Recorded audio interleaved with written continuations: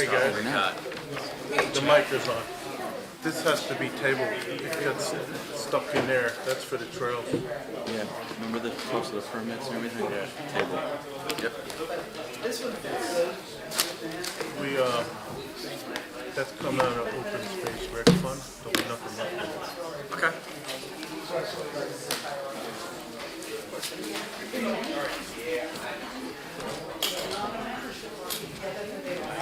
Hey, I didn't see that we were going to put up for the board adjustment. Trying to call him? Yeah. Did we talk about that last meeting? Yeah, everybody was just going to read it. Okay. You know, I brought it up last time. All just right, gave, I couldn't like remember. Peter wanted to read over it. Yeah, I couldn't remember. Everybody else, we had it.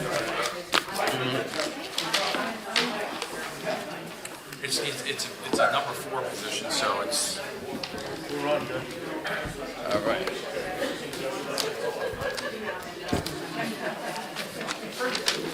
Kill that budget. Really? Oh, by the way, the budget is looking pretty good. What kind of amount is it? Well, we've been going over it. It pretty much does everything we want it to do. And then what do you change right now? Hey, Sam, you know when The you other thing password? that I was trying to tell everybody is that start off thing that we got. No. I can't get it. Yeah. This is the cost in the front, but nobody really talked about this as an additional cost. And it doesn't That's how even you do set it the this cost of a pump, which is, this is all drilling. There we go. My job box is everything else. It doesn't say anything about a pump. The pump's $1,000 for a not so fancy one.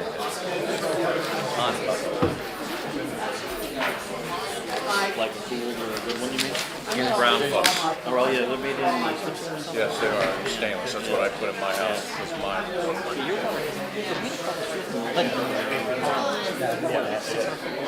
760. Okay, ready? See, that's the thing. We don't realize that it's all. Call the meeting to order. Roll call, please. Mayor Sealy, Present. Mr. Birnbaum. Here. Mr. Leo. Here. Mr. Dare. Here. Mr. Schmidt. Here. Mr. Sullivan. Here. Mr. Youngblood. Here. Notice of this meeting was provided to the Bernardsville News, Courier News, and the Star Ledger, filed with the municipal clerk and posted on the municipal bulletin board on January 5th, 2017. Please all rise for the Pledge of Allegiance. Pledge allegiance to the flag of the United States of America, and to the republic for which it stands, one nation, under God, indivisible, with liberty and justice for all.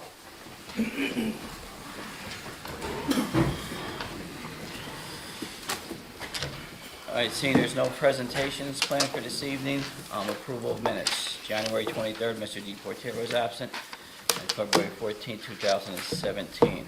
Any changes or alterations to the minutes? Seeing none, I'll entertain a motion to move. I'll move. Moved by Mr. Youngblood. Have a second. Second by Mr. Schmidt. All in favor? Aye. Opposed? Abstained? Abstain. Mr. DePortero abstained. All right, open session. At this point in the meeting, the mayor and council welcome comments from any member of the public to help facilitate an orderly meeting and permit the opportunity for anyone who wishes to be heard. Speakers shall limit their comments to 5 minutes. If reading from a prepared statement, please provide a copy and email a copy to the clerk's office after making your comments so it may be properly reflected in the minutes. Anybody from the public? Yes, sir. My name is Joshua Wood. Come on up. Come on up. You're on the Price is Right. Did you say what? Yes. It's not really a prepared statement, it's just some notes that I sketched. Sure. Could you state your address, please? Sure. My name is Joshua Wood, and I live at 24 Hull Road in Bernardsville. And I just wanted to talk about, I know that there's going to be some discussion about the allocation of turf time, whether it's done through the rec department or through the high school. And and I'm the president of Somerset Hills Lacrosse Club, and from our perspective, it would be better done through the high school because it creates a middleman, and there are a lot of things that happen over the weekends where it's on the fly and schedules change, And for Cheryl to be involved, it's going to make that very difficult. And I know what the policy states is that it's supposed to be done through the recreation department. So, my feeling was that there could be some flexibility where Cheryl allocates the times, but then the high school and we have some degree of flexibility to manage that over the weekends so that we're not losing events. With the state of Upper Polo, which is what the boys are assigned, last year we were barely able to have any home games in Bernardsville at all. We had to have everything in Bedminster. The girls are allocated Lower Even Cow. In the past, the Board of Education felt like the boys were too hard on it, so they were trying to preserve it. In the way Upper Polo is right now, officials feel like it's unsafe. I don't know how familiar you guys are with lacrosse, but you have the goal and then you have a crease area, and there's a circle around the goal, and you paint the crease and it's on dirt. So like within 5 minutes into the game, the crease is gone and it's not safe for the goalie. So, we're hoping to be able to get some games scheduled on the weekend, but in able to do that, we need the flexibility to work with the high school and to work within their schedule. And as I said, Cheryl can allocate the time that she needs. So, you can use it here through here, but we'd like to have the flexibility to work with the high school. So in your discussion, yes. What organization you with? Somerset Hills Lacrosse Club. I know. understand my kids play. Okay, lacrosse, so- yeah. First of all, those fields are borough-owned fields. Mm-hmm. We allow the high school to use, or the school system to use our fields. Right. So we control those fields. It'll never go to the high school to control those fields up there. That all comes through the borough, through Cheryl's group. Okay, I thought, but the turf field itself, I thought The that turf was, field at the upper polo grounds eventually will go in, and when that goes in, that'll be under borough control, not the Okay. high school's control. The high school doesn't own that property, the borough does. okay. No, They control their own. The turf field at the high school, The they high own. school, Right. in their complex, we're a separate governing body. Right. They control their property, we control ours. We allow them to use our fields, they allow us to use their fields. We Right. can use You the guys three. really should go through Cheryl anyway, because if you do have a last-minute change whatsoever, we should try to see if she could It answer all her goes phone, through because Cheryl, she might have that already stated, to go to someone else during the weekend. okay, That's one of the reasons why she is, the point person for that. right. So to your point about the turf field itself, the Board of Education created a policy that said if the high school isn't using it, then on the weekends and during the weeknights when it's possible, the youth sports are allowed to use it, but it was supposed to be allocated through, The high school? yeah, the high school. We But- have nothing No, to no, do no, with the high school. I think he's saying it's gotta be allocated through Cheryl. Not for Right. high school. No, no, he's No, saying no, ours. their field. Yes. You're saying the high school the turf high field. school turf field. Cheryl has nothing to do with No, no, scheduling no, no, that they're field. saying that she can manage. it. They've It's not- increased some hours for us on So they- Sundays, 4 hours. But we don't want Cheryl managing No, that. wait, no, no, no, no. I agree. What you're saying is the open time of, currently, to coordinate our town activities and town fields, that she's allowed to use those. Just as she gives the school some time for the school to use the Borough fields. That's new to me. Well- Is that? So, yeah, there was, That is the no. Board of Education passed a policy saying that, if the high school's not using the high school turf field, that the youth sports, only youth sports associated with the town, nobody in the outside, could use it weeknights to a certain hour, and on Saturday for a few hours, and Sunday for a few hours, but it was supposed to be allocated through the rec department. So you're. And we're still in work on this, Right. Yes. on the council end. Right. So, we haven't adopted any policy. And Jack, you were looking at this also, correct? Yeah, there are a number of issues that you all can discuss and make decisions on, and I don't think it can be done on the fly.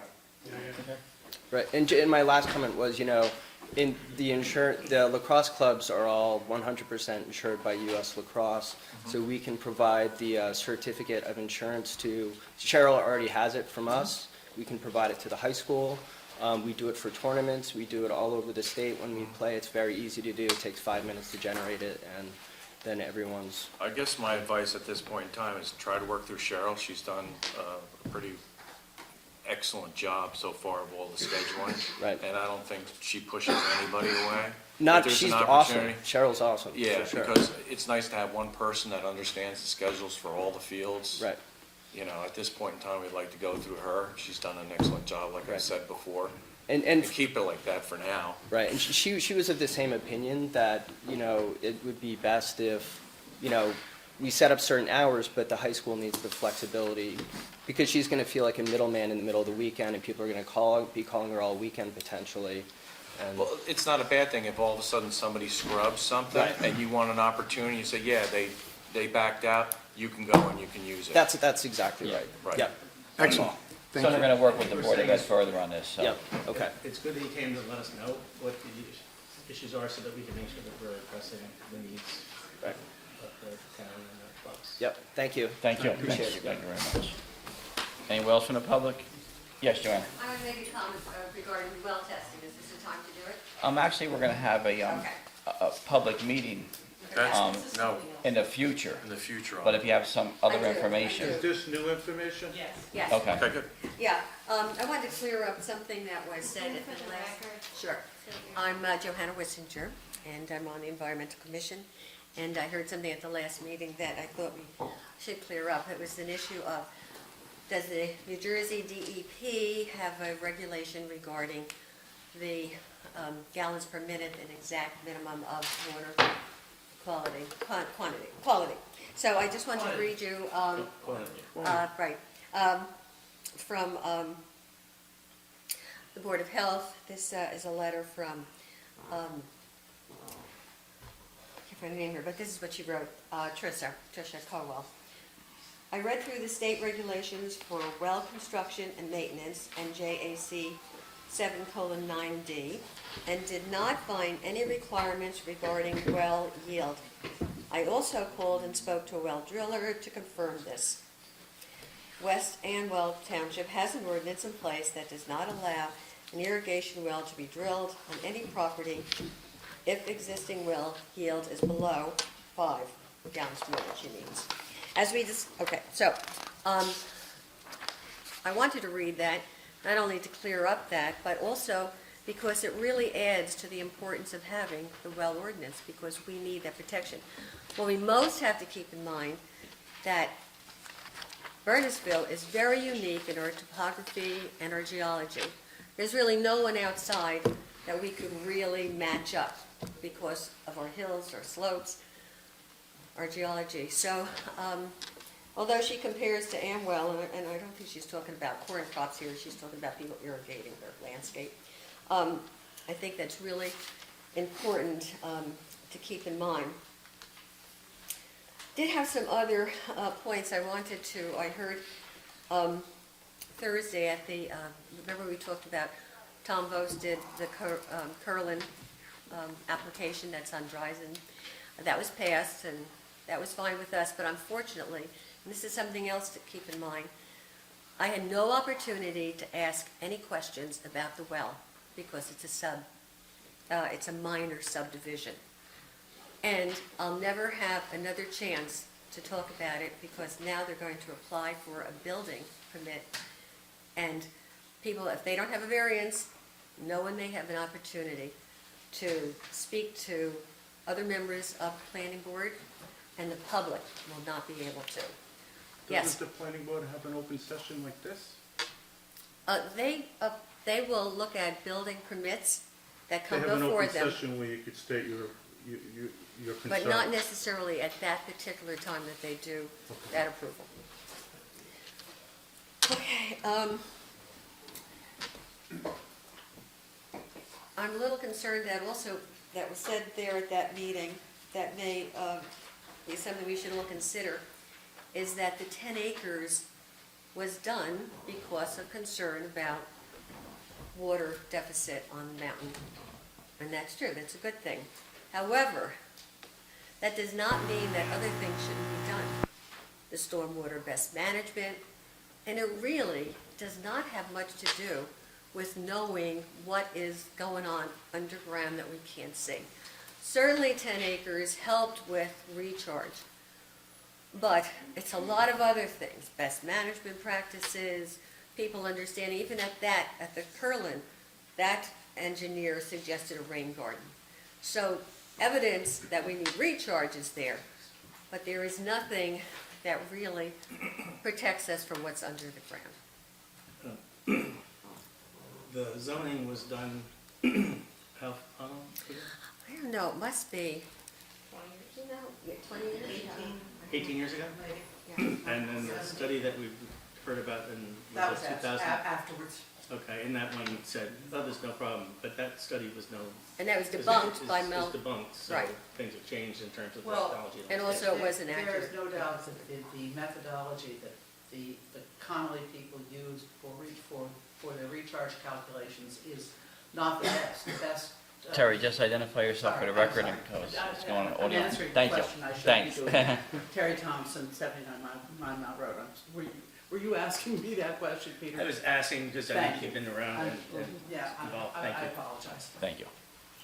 Okay, so basically, Okay. I mean, the objective was to do it so that it was preservation and recharge, but it was based on information that was. Based on that, and Different. Shirley is a So little bit it's- different from making sure that you are not going to impact someone else that you've advocated.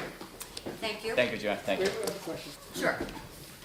Would we be better off, like, let's talk about the Cronin estate, assuming he gets approval and he gets the subdivision, but he doesn't build for 10 years, and now you've just done water testing that 10 years from now is not going to be applicable, would we be better off having the ordinance applicable at the time that he's pulling building permits? As opposed to subdivision? Providing it's two, right, if it's every time, and not a stipulation. Yeah, I think it's one of those things where it's never gonna be perfect, but in the absence of anything, it's a problem. I would think that any good contractor who's building on the mountain would want, and the expenditure of 10,000 would be worthwhile to know if anyone should build there, or what their problems would be and how it would be remediated, right then, before you subdivide and invest in it. There's a gentleman on the mountain, I think subdivided like 5 or 7 parcels, and he's not doing anything with them. So wouldn't we be better off at the time, in theory, somebody goes to build, and erect the houses, that we then test for the well water to ensure that, in this case, the neighbors.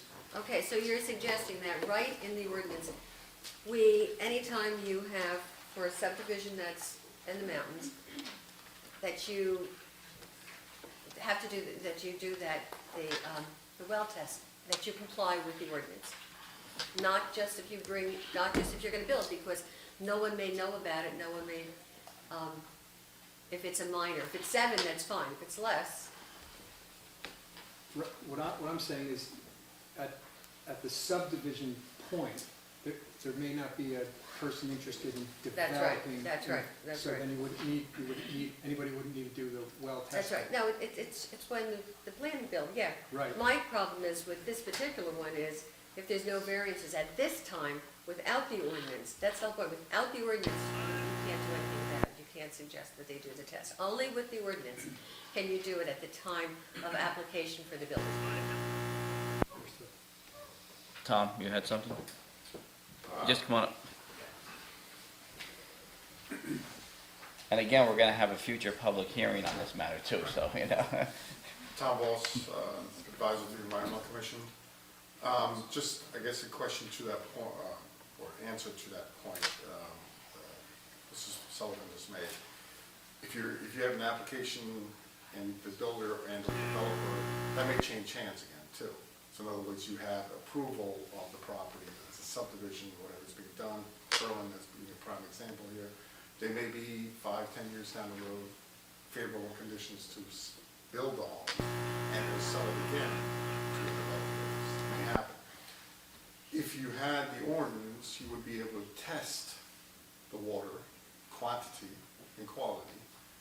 That testing procedure is going to be valid for 5 years down the road to get a baseline as to what's going on there. At least now the developer can say, okay, well, we have adequate water or we don't have adequate water. We may have to do some more testing, things like that. The guy in the mountain, like, he did like 7 properties, but I think he subdivided without the intention of developing, at least for a long time. So let's say, like, you have a period of 10 years. Mhm. are your numbers invalid? The testing procedure with respect to getting the quantity and getting a yield out of well or wells for that development. In Carlin's case, for instance, 3 homes, 6 bedrooms each were conceptualized for that development. And then there was even the concern, not the other concern that came up, and the fire department brought this out, is the cistern. How do you fire prevention? 30,000 gallon tank, what's recommended? That requires a well to sustain water in that cistern. All that information should be in hand for then the developer to be able to do that. And the testing of pumping and yield, that guideline and or that baseline will be valid for 10 years down the road. That's not going to change that much. In other words, especially since most of the water will be drawn out of fractures in that type of geology on the mountain, that's not going to change. So I'm Mr. Bocciagalub, in 10 years from now, I buy your subdivision, I can say, hey, Tom did. Right, we did These numbers this 10 years testing, ago? right. This is the amount of yield that we got at that time. It should be valid. The wells that they The used, magic word was should. right, the wells that they used in order to do the testing, Well, that's my question, because do you do it at the time of the subdivision, or do you do it at the time of the permit? You're looking at putting houses in. You would have to do it at the time of the permit. In Carlin's case, another example that was brought out at the planning board, they already have an existing well, because there was an existing home there. So I had suggested, test that well, just to get an idea of what's going on there. So in that scenario, you already have some potential basis, foundation for finding out what the yield would be, because there is a well there. You test that well, a certain amount of time frame as we were proposing in the proposed ordinance, that would give you a baseline information also.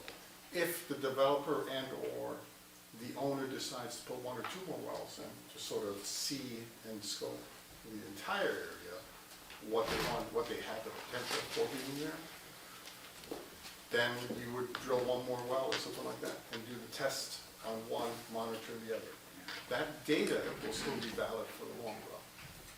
That somebody wants to do it down the road.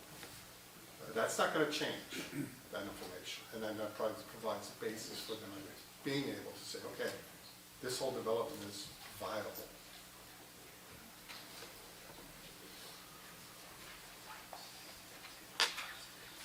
This has to go to subcommittee for negotiation. Thank you. Thanks, Tom. 5 years in the making, it's not simple. Anyone else? Yes, sir. Good evening, my name is David Pfeiffer. I'm with the Association of New Jersey Environmental Commissions. I was here last month testifying on the well testing ordinance, and I ran over my time limit, and there was one important point that I wanted to make, and that is that... And again, we're going to have an open session also on this. I understand. Okay, all right. But the important point that I wanted to make was the fact that I believe that municipality is fully authorized under the municipal land use law to pass an ordinance like this.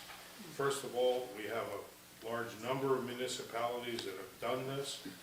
Their attorneys have reviewed their ordinances and found them fine.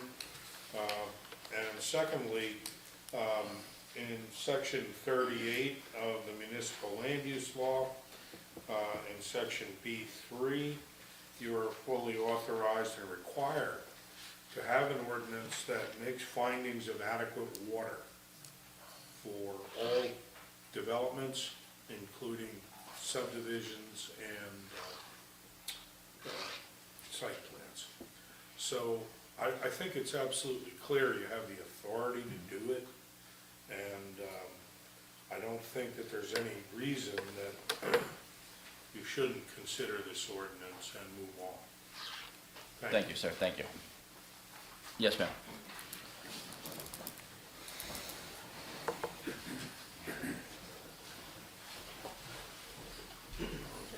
Hi. How are you? Good evening.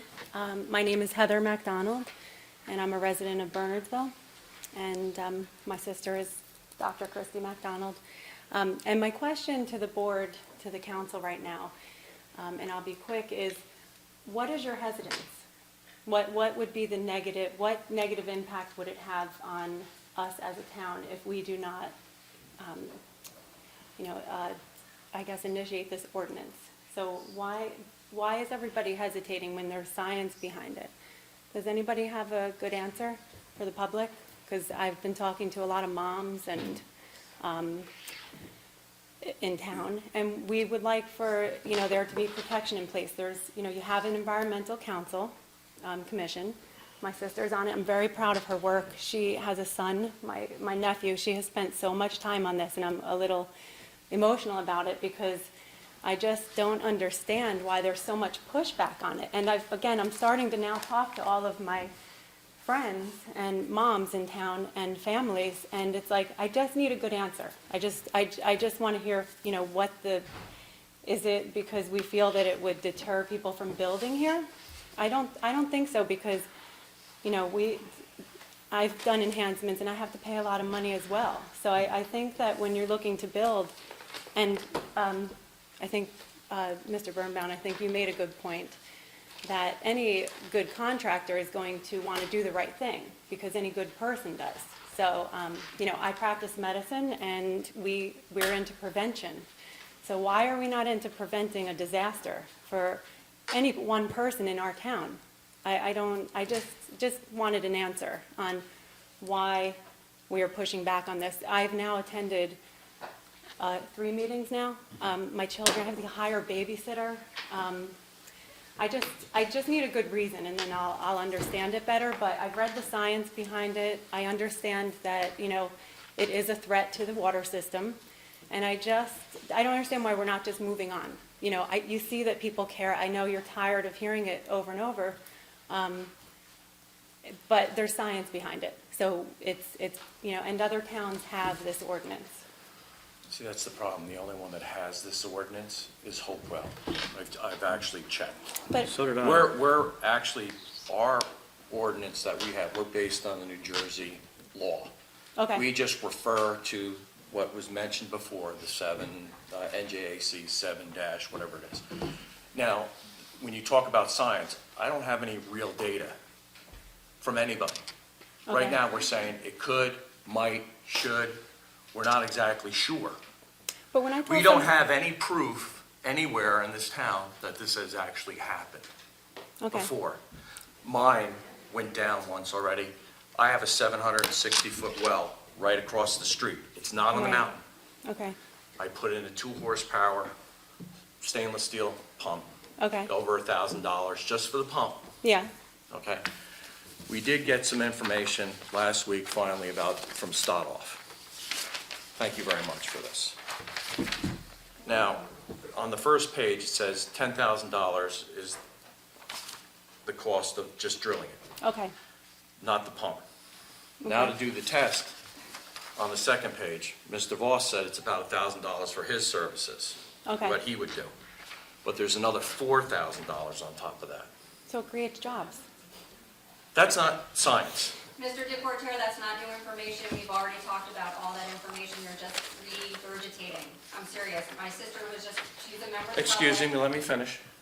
We said it was $10,000. And then Okay. it was $1,000 on top of that Okay, to do that. And then, all of a sudden, I read the other page, and it's another $4,000 to do the test from Stodoff. I actually got numbers here. yeah. Well, what is the That's cost? like science's numbers, facts. But- Not would, should, could, may, if. Okay, what is, I'm not trying to be a bad person, He said that but was- I am an engineer. okay, We showed that to you last time. Chris, he has the floor, just wait till. Well, the, Exactly.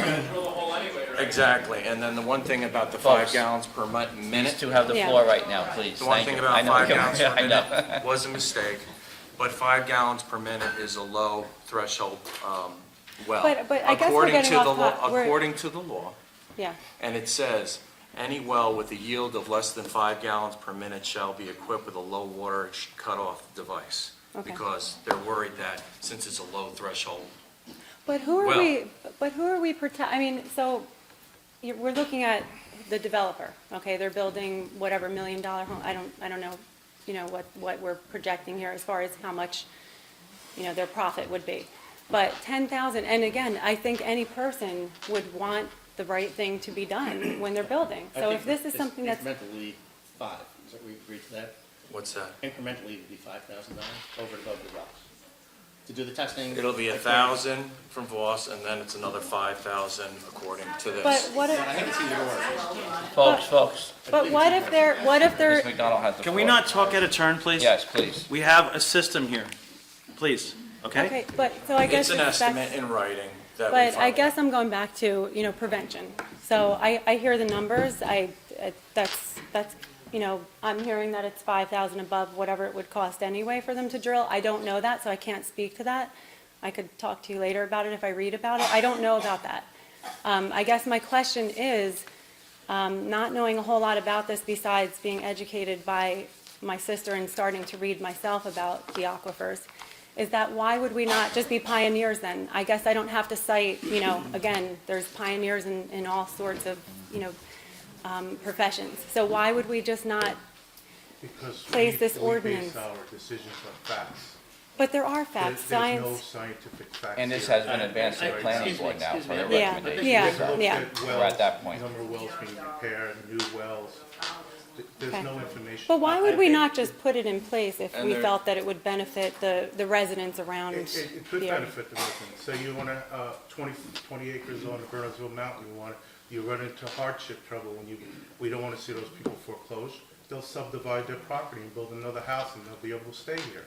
So we're looking at residents, not. Oh, for the 10,000 that they might have to pay And to right now, we test? have the ordinance on the agenda for introduction this evening. Yeah, And then when we get our recommendations back from the planning board, we'll have a okay. public introduction. I We're gonna just have a public hadn't had hearing, that so- question answered to me, I guess. Yeah, we have a I've been lot- sitting It's here not that we're listening not to moving everybody, forward, and I yes. haven't been able to get up and We- actually we ask have this some one question, like, dedicated- We have some dedicated professionals on the planning board that have been there for many years. Yeah. And they suggested that it should be done for 5 yeah. or more. Okay, The so they commission want, came to us with 2. And when I asked the question, I said, why don't we go with the planning board? And they said, well, we don't agree with them. but the planning board disagrees as well, so I think coming to a happy medium then, getting Quite possible. something in place. I mean, I think getting Quite something in place would be a start, something, and Christie, And that that's why she would we're be here, the. we're she's here the- for introduction this evening. It's on the Okay. agenda, so. All right. It got advanced last meeting to the planning board. Yes, no, So I know things that, are moving. I just needed to address why there's such pushback on it, because I just don't understand why everyone spent all of this time. I mean, your environmental commission could be moving on to other things that will I'll protect give you, all of I'll us. just give you a quick list. The only one that I knew of that had this ordinance is Hopewell. It was said in the meetings that Oh, wait. there's other people in the area We were that given have a it. list of other towns, which I didn't bring, that it's left at my office.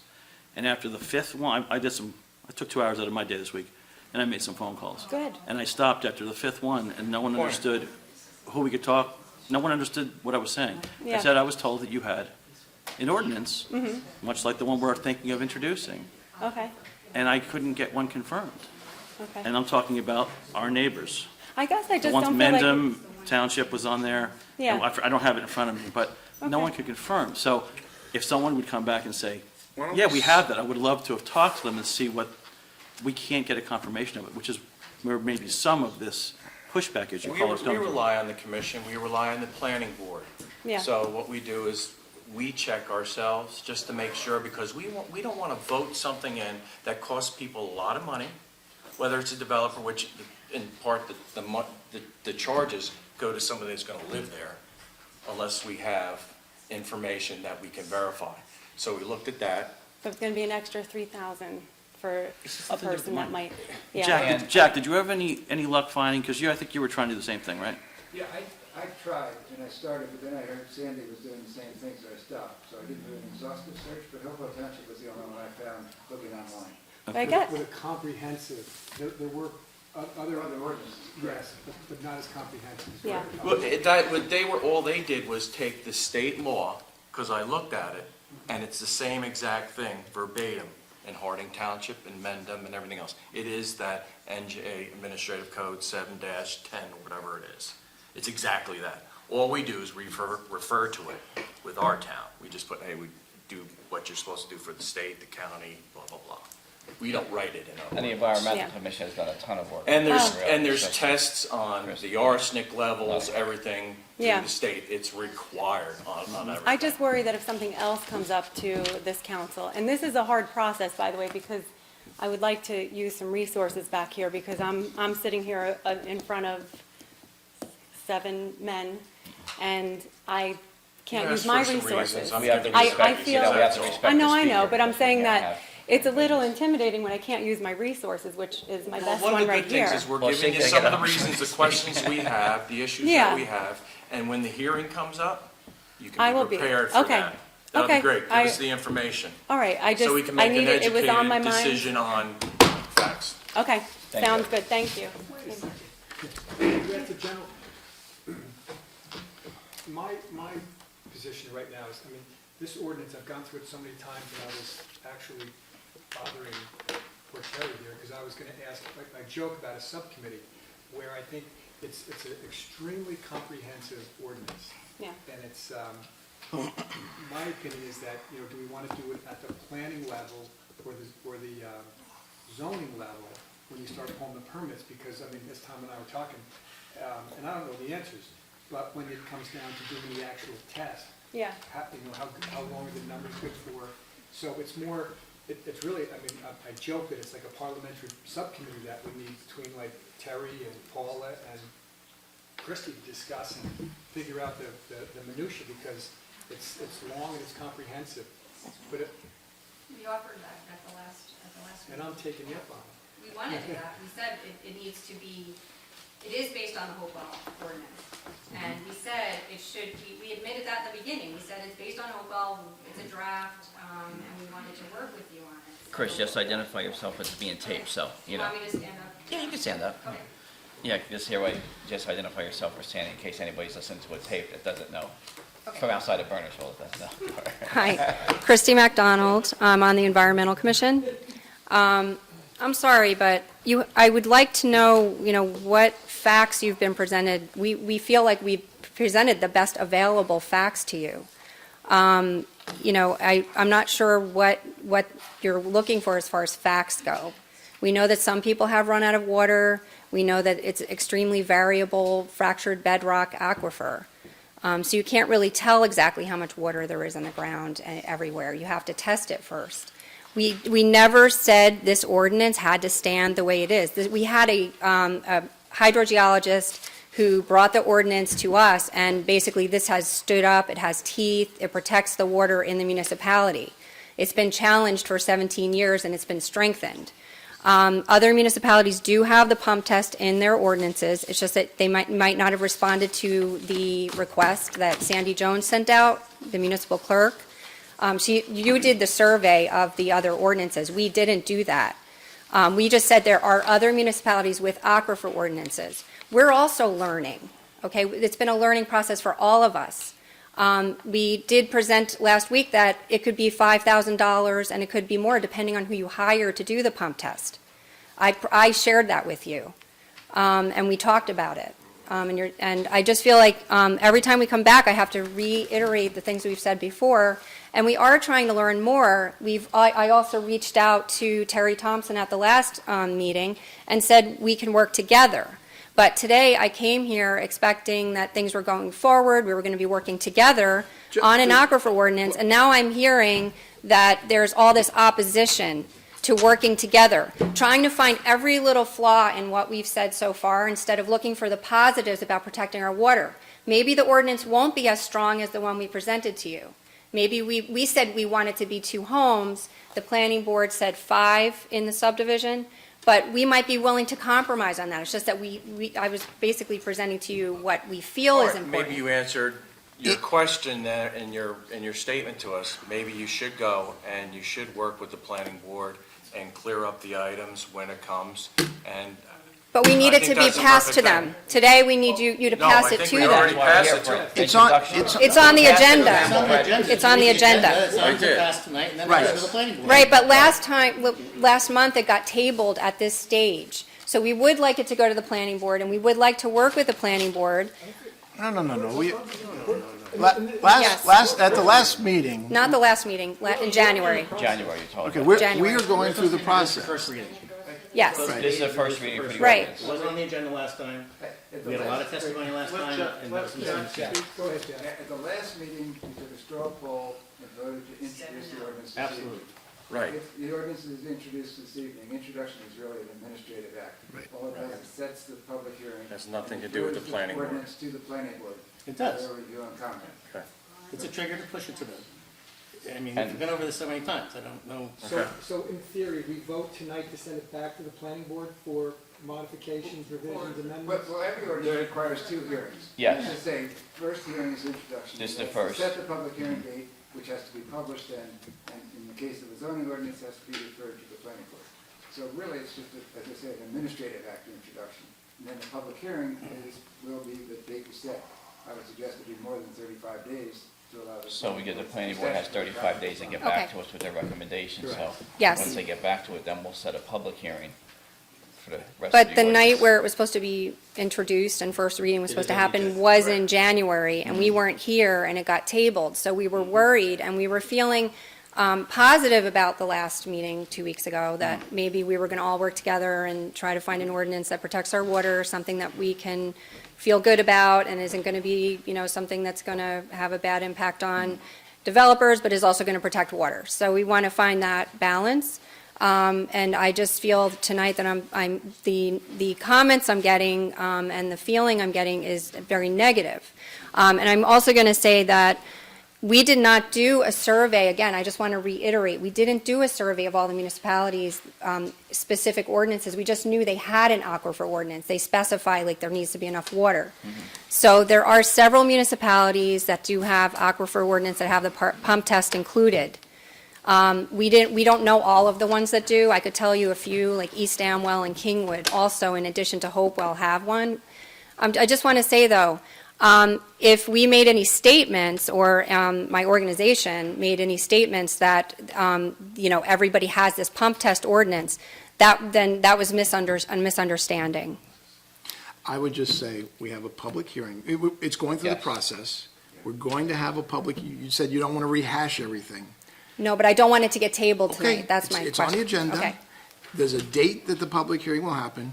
If we want to rehash it every meeting between now and then, we can, but let's save it for the public meeting. And the date of March 13th may change according to when we get our recommendations back I from the don't planning think board. we're stalling this at all. So, It's but, doing exactly what we said last But it's time. being introduced tonight, it's got its first reading this evening.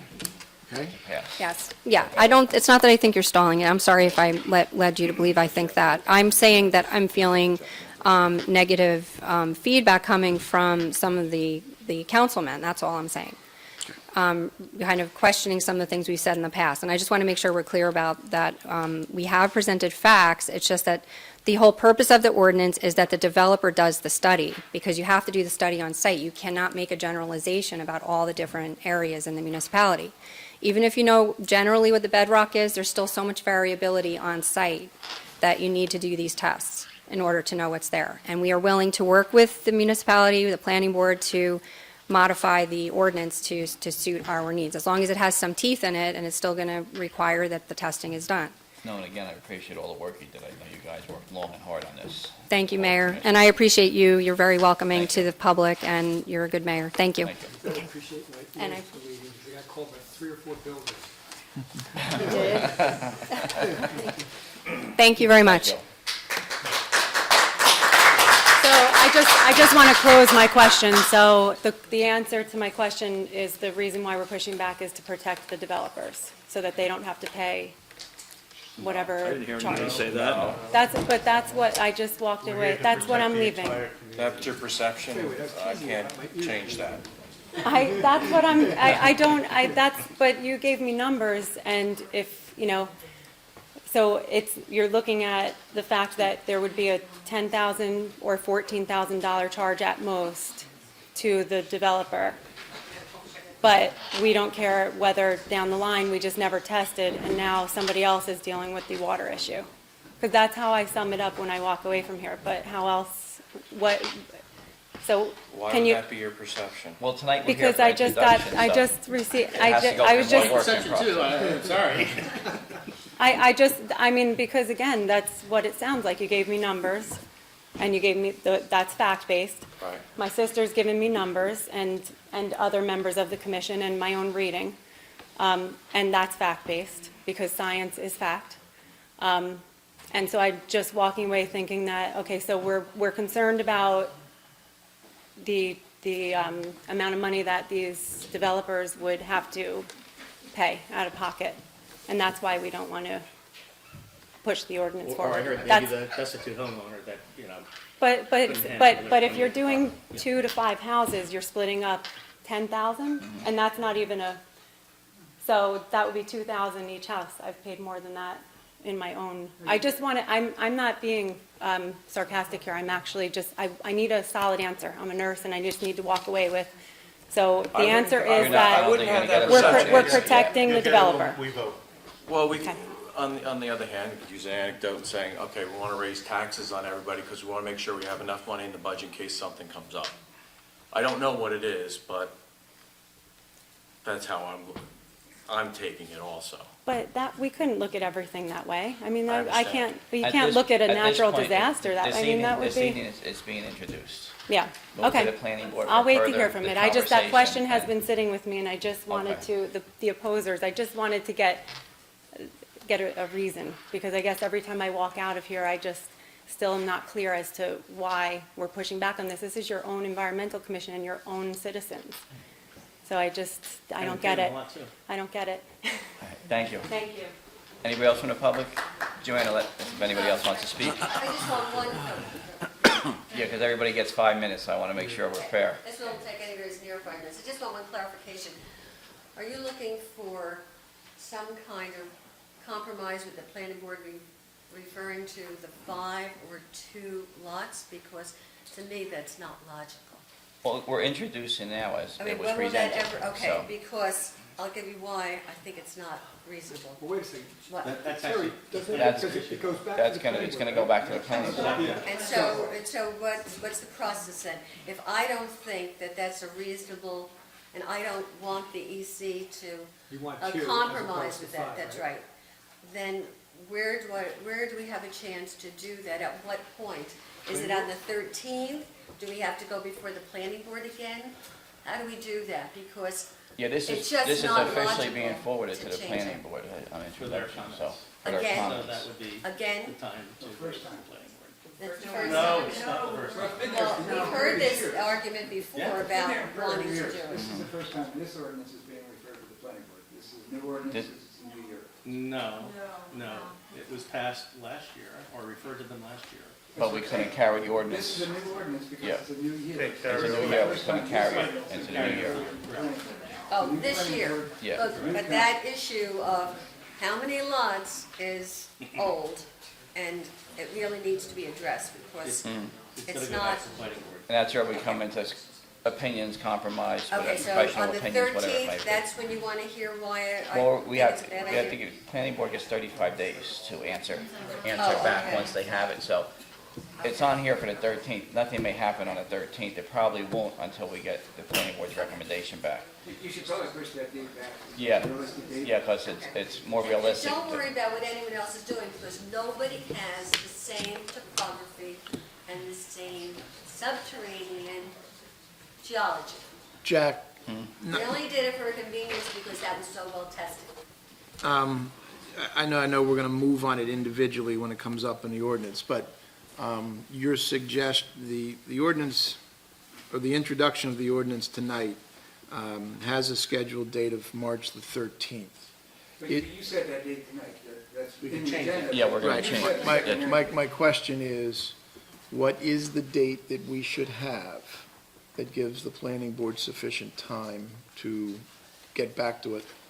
I heard you say the 13th you thought was too quickly. Yeah, But they have 35 days.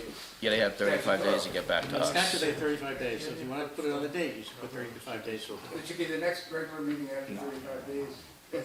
Okay, Yeah. I don't, let's make sure we do it correctly, so we don't lose any time. No, probably no You didn't sooner have than the public 35 hearing days. scheduled for the 13th, and the planning board had not yet responded. You'd have to continue the public hearing anyway for the following. Well, that works out. I'm going to be on the 13th, so. Could come back. So I want So to that's be where here. we're at. Yeah, the planning board can come back in 10 days, 20 days. Okay, I just want to make sure we're using the right date. Okay, thank you. All right, anyone else from the, yes, ma'am? I'm Kathy Redley, live on Claremont Road, not open that. 3 things, complimenting you guys on the Borough's property maintenance for foreclosed property. Excellent ordinance. Thank you. I can't believe we didn't have it, but I'm glad whoever brought that to your attention, excellent. Read in detail, I think what was probably proposed by the fire department and our regulations for fire marshaling going forward, to regulating open air burning and recreational fires. That's a handful to read and understand. I hope I understand it. It says we can't have luminaries anymore, okay? Unless you get permits, so every church or neighborhood needs to do that.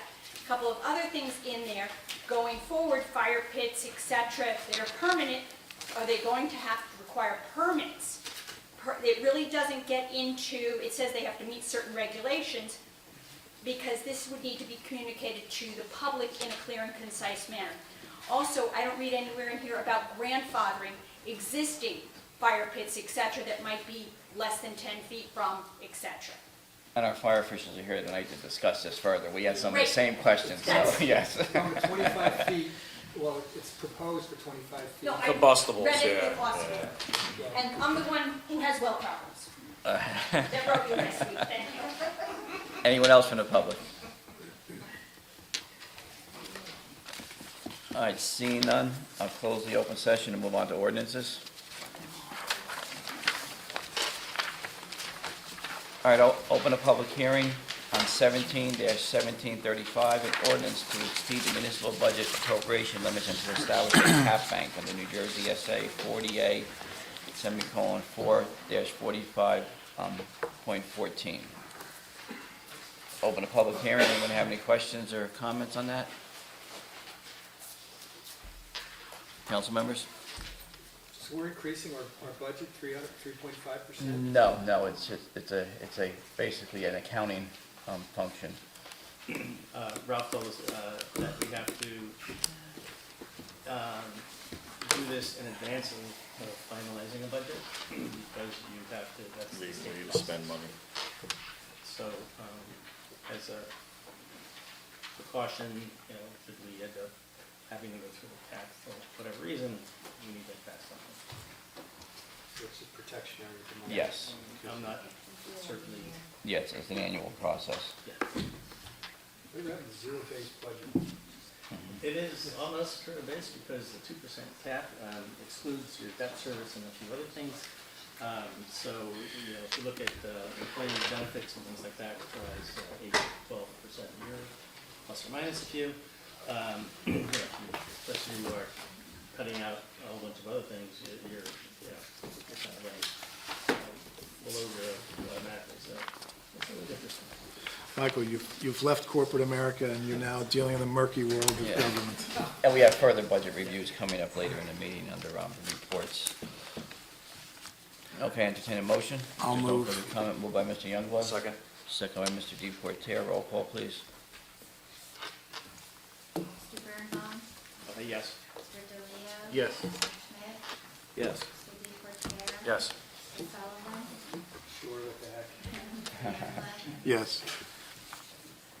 I'll entertain a motion to move that ordinance 17-1736 concerning local enforcement of Uniform Fire Code and local ordinances amending Chapter 15 of the Borough Code entitled Fire Prevention be introduced by title, passed on first reading, published according to law, and that a public hearing be scheduled for a meeting beginning 7 p.m. on March 13th, 2017. Have a motion? Yeah, Kathy, so we're going to have a public hearing on that? Glenn, On the 13th, yes. we'll have somebody that can explain some of the questions there that night? Got a new fire marshal, yeah. Fire officials here to see you. Okay. Jack, if we're introducing this and then we make changes like how many feet or grandfather, No, would that this- be substantial? Or This is this is a different ordinance. This is the one that just restructured. The next Fire one is, Prevention Bureau. yeah, the next Okay, one okay, is, sorry, I got ahead of myself. you're ahead of yourself. dude. I'm ahead of myself. I'll move that. All right. Moved by Mr. DePorter. I have a second. Second. Second by Mr. Schmidt. All in favor? Aye. Opposed? Abstained? The ayes have it. I'll entertain a motion to move ordinance 17-1737, regulating open-air burning and recreational fires, and supplementing and amending Chapter 15 of the Borough Code entitled Fire Prevention, be introduced by title, passed on first reading, published according to law, and that a public hearing be scheduled for a meeting beginning 7 p.m. on March 13, 2017. I'll move. This is the ordinance that we discussed changes to, so it may make more sense to put it on for discussion as opposed to introducing it and then making changes at the public hearing, because then you'll just have to continue the public hearing anyway, so it really be counterproductive. Right. Okay. Does you want to discuss it further now? Yeah, actually, Good. Glenn, can I ask you some questions? Sure, Mike. It says we're gonna take fire pits and make them 25 feet from combustible construction. I was teasing Michael DePortier that I've been at many houses that it's a lot less than 25 to the combustible structure. Right, well, Yep. Yes, sir. John Sable, Borough Fire Marshal, SABEL. I would like to point out the open-air burning ordinance that we're proposing, all of the distances, all of the terminology, all the substance comes directly out of the Uniform Fire Code 2006 New Jersey edition. What we're attempting to do here is to basically codify the existing administrative code in our local ordinance, for the reason that many of the parameters of the Uniform Fire Code are somewhat inaccessible to residents. My office does get a number of calls every year, and I've been here for about 4 years. I worked for Tom Anderson prior. People looking for guidance on such things as, where should I put my fire pit? How close can I have my barbecue grill? So what we're trying to do is to answer those by presenting the Uniform Fire Code. We haven't invented anything new here. We've taken the existing, not only from the Uniform Fire Code, but also from New Jersey Forest Fire Service statutes as well. Now, I have to admit, I did not contemplate the grandfather issue. What I would probably suggest is that I would look at existing fire pits as a pre-existing condition, essentially. The concept for the ordinance is more of a prospective But construction. if I'm non-compliant and I go to sell my house and I call you up for a CO, now what happens? Well, actually, you wouldn't call me for a CO first, so I wouldn't be subject to a CO in this borough. The only requirements to resell a house would be that you have smoke detectors, working carbon monoxide detectors, et cetera. So it wouldn't be the subject of any resale. So you wouldn't have to deal with that issue. But it wouldn't you be opposed if we put it in there, pre-existing conditions? No, I really wouldn't. I mean, there has to be a recognition that these are very permanent structures in many cases. People have gone to tremendous expense. What we're trying to do here is really provide some guidance for future construction in the interest of fire safety. And the fact is, the pits do sometimes get quite large. The concern, obviously, from the fire prevention standpoint is we really don't want houses burning down in the borough. That's the ultimate goal here. Not to be flip about it, but that's really what we're trying to do. These are public safety goals and to clarify the safety aspects of this. So when people are doing fire pits, I wonder, are there situations where they don't have to get permits or do have to get permits? Currently, there is no requirement in the borough that they obtain a permit for that. That's really a question for the construction department. My department, the fire official department, does not issue permits for construction of anything. Unless it has gas or something like that, then they would have. Well, even then, it still would go to Uniform Construction Code. Because of the fire subcode official, the terminology is very confusing. But then, And Mike. if they bring in gas, then you have to get a Correct. permit. For But it would construction. still be the fire subcode official as opposed to Understand, yes, the yes. fire official / Yeah. marshal. And Mike, you've obviously got a difference between a permanent and a portable. Correct. You can have one on your deck and you go, it makes no sense, you gotta move it out versus, a large concrete structure that's been, Portable structures, commercially made barbecue grills, chimneys are perfectly allowed under the proposed ordinance without any additional permits that's specified in here. What we're talking about is things that are constructed that are not commercially manufactured with inherent safety devices. Thank you. Thank you.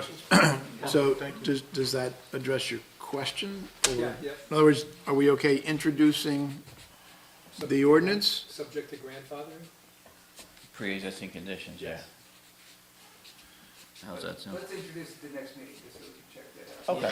And where's, what, the luminaire, what's in this one? What's that, someone's talking about luminaires, is that this section? Mr. Redley was. It's, This would actually apply to single family as well. As far as would you like me to address the luminaries? Yes. The current status of the law is that luminaries and tiki torches, those are conventionally known, are not permitted in multiple family dwellings or commercial structures existing. What this does now is just codify to also apply it throughout the borough, including to single family dwellings. They're not strictly prohibited, but there are limitations under the Uniform Fire Code. I'll give you an example. Luminaries have limitations on the size of the candle height. It specifies that the bags they're in must have a certain amount of sand to keep them from tipping over. Tiki torches, there are limitations in the fire code as to how much oil can be in them. They're required to have features that require them to self-extinguish if they tip over. That's what we're trying to codify. So if people are somehow able to acquire non-UL listed torches, for example, or create their own, we would like to make sure that everything is within the parameters of the code. So there's not an outright prohibition on luminaries and tiki torches. I think that, I mean, because it's a legitimate concern, people put out hundreds and hundreds. Oh, sure. You know, remember- maybe we just need to, as Jack was suggesting, postpone so that we can, that's okay to finesse that, you're right with that. Miss, you had something? Mr. Redley? You have something, Mr. Redley? I just, the whole sentence says that if you're gonna put the luminaires, you need a permit, and yes, all the regulations are there. Number 3B says, use open flame, blah, blah, blah. Are permitted On public lands, grounds, without a unless permit. written permits. Well, I'm reading open flame decorative devices. Open flame decorative devices such as torches, combustible bags containing an open flame are permitted on privately owned residential properties without a permit when meeting the requirements and limitations of the New Jersey Administrative Code. So again, as long as they meet the parameters in terms of size of the flame, or that, the version I have, perhaps I have a different draft. Yeah. Mine Because the one says, I says on public ground, unless written permits to do so. No, Kathy, you said public ground. That talks about parks and whatnot. oh, No, no. Public is, I just read the last 3 parts, okay. Never mind, it said field, street, alley, all right. may have to reread it. It is a difficult thing to read. Aren't the luminaries conventionally put on the edge of the roads, Typically Which roads, is- sidewalks, which is- street curbs. public right away? We've also seen, in the case of certain weddings, we've gone to where the large tent weddings, people do sometimes put luminaries actually in tents. I've actually seen them leading up to the front walk of houses. So, which is certainly within, people's right. We just want to make sure that there's a safe flame and that there's not going to be any issues with it. Okay. all right, so have we addressed the changes to, or Jack, you want to research for Glenn, next you have time? something? Just 1 second. I mean, just so the public understands and the council, this isn't trying to prohibit anyone from doing anything. It's just trying to make it so that number 1 is a guideline, which we don't have in town. Everyone puts their luminaires out at Halloween, every place else at the same time when we collect leaves in this town. We've had several leaf fires, we've had several barbecue fires up against houses, we've had several house fires, we've had a lot of grass fires. People now are building things and purchasing things that may not meet the current codes. I, as fire chief, come to your house, I can't even tell you to put that fire out. And when you burn your house down, then you're gonna come back to the fire chief, and you're gonna say, why didn't you put the fire out? So what we were trying to do is solidify in this borough that the fire chief had the authority to go to someone's house, say, time out, guys. This is not a good, safe scenario. We need to rectify the situation. We're not trying to create ordinance in the sense of permit fees or anything else. It's purely for public safety and trying to remove a lot of the hazards we've been having. Thank Very you. good, thank you. If Well- we can clear up the language, we Glenn, should clear don't up go the too language. fast. I promise, it has nothing to do with protesting. I swear. Paula Stewart. In my unofficial capacity, I was just going to comment that perhaps we could help on the Environmental Commission. We are, contrary to popular opinion, looking for other things to be involved in with community education, because I think oftentimes these things are, ordinances are passed and then you just have no idea until you go to do something. And then perhaps we could help with community education in that regard. That'd be great, thank you. Okay, so we put the offer out there. All right, so Jack will work this for next meeting. Yes. All right, Yeah, maybe put it on as an item of business and a possible introduction, okay. if we have all the issues resolved. Yeah, that's in. All right, I'll entertain a motion to move that ordinance 1738 establishing a junior firefighter auxiliary and supplementing and amending Chapter 2 of the Borough Code entitled Administration be introduced by title, passed on first reading, published according to law, and that a public hearing be scheduled for a meeting beginning 7 p.m. on March 13, 2017. Moved by Mr. Bourbon, I'll second. second by Mr. Youngblood. All in favor? Aye. Opposed? Abstained? The ayes have it. All right, I'll entertain a motion to move that ordinance 17-1739, adopting well testing regulations and amending and supplementing Chapter 14 of the Land Development Regulations entitled Environmental Regulations, be introduced by title, passed on first reading, published according to law, and that a public hearing be scheduled for a meeting beginning 7 p.m. on March 13, 2017. I'll move, but, amend it to April 10th, which would be. You want to move it to April 10th, or? Well, because that's after the 35-day. Yeah. This Okay. way, that should keep, otherwise, it's going to delay the process. Okay, then, all right, so the amendment to April 10th, 2017 at 7 p.m. Moved by Mr. Deportaire. No, I mean, How about you? Yeah. All right, moved by Mr. Bourbon, second by Mr. Deportaire. All in favor? Aye. Opposed? Abstained? Ayes have it. Okay. Okay, so just to clarify, so the planning board will meet with the planning board, we'll meet with the planning board between then. Yes, they'll have, Now and then. We have a public meeting on March 23rd. We will have at least one work session in March. It's currently scheduled for March 9th. As I said to you, we've got a fairly full agenda, but I'll check with David and see if we can start with Okay, and so then on April 10th, get Okay. back what the planning board says, and then we vote at that point? We have a, There's another hearing. that'll be the first. that'll be Second reading. the second reading. that is a hearing At that meeting, we'll have a hearing. On April 10th, okay. Yes. Yes, Kate. May I interrupt? That date is a date when a lot of the people in our municipality are not here. That's spring break. And Okay. can we please postpone it to the following meeting? I'll make that amendment. Because it won't really be a public hearing fully. Yeah, you We'll won't. have a public one in town. Okay, amended, what's the following meeting, Sandy? 24th. April. I will not be I'll here. move that we make it the 24th. The 24th? I will amend the I won't be public here then. hearing, till April Is that the vote? 24th at 7 p.m. Is that the vote? To amend it 24th? for the 24th, It'll be yes. the first vote. All right. All right, moved by Mr. Bourbon. Second by Mr. Deportaire, all in favor? Aye. Opposed? Abstained? Okay. April 24th. Thank you. Thank you, everybody. Thanks. Keep talking. All right, moving on. Move that ordinance 17-1740, making foreclosing creditors subject to the Borough Property Maintenance Code and supplementing and amending Chapter 11 of the Borough Code entitled Property Maintenance. Can you gavel, please? Folks, we're in a meeting. Can I explain this for a second too? Yes, Jack.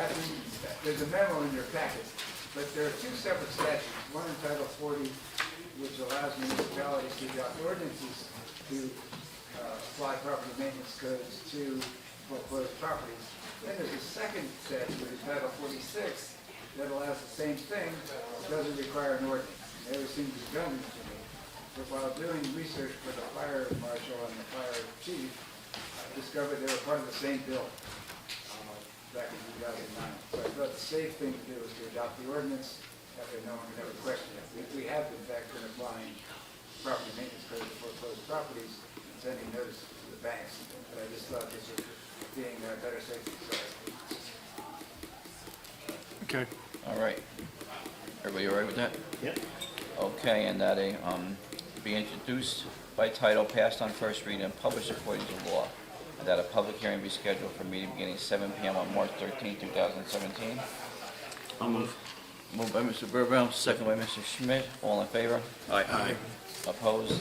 Abstained? The ayes have it.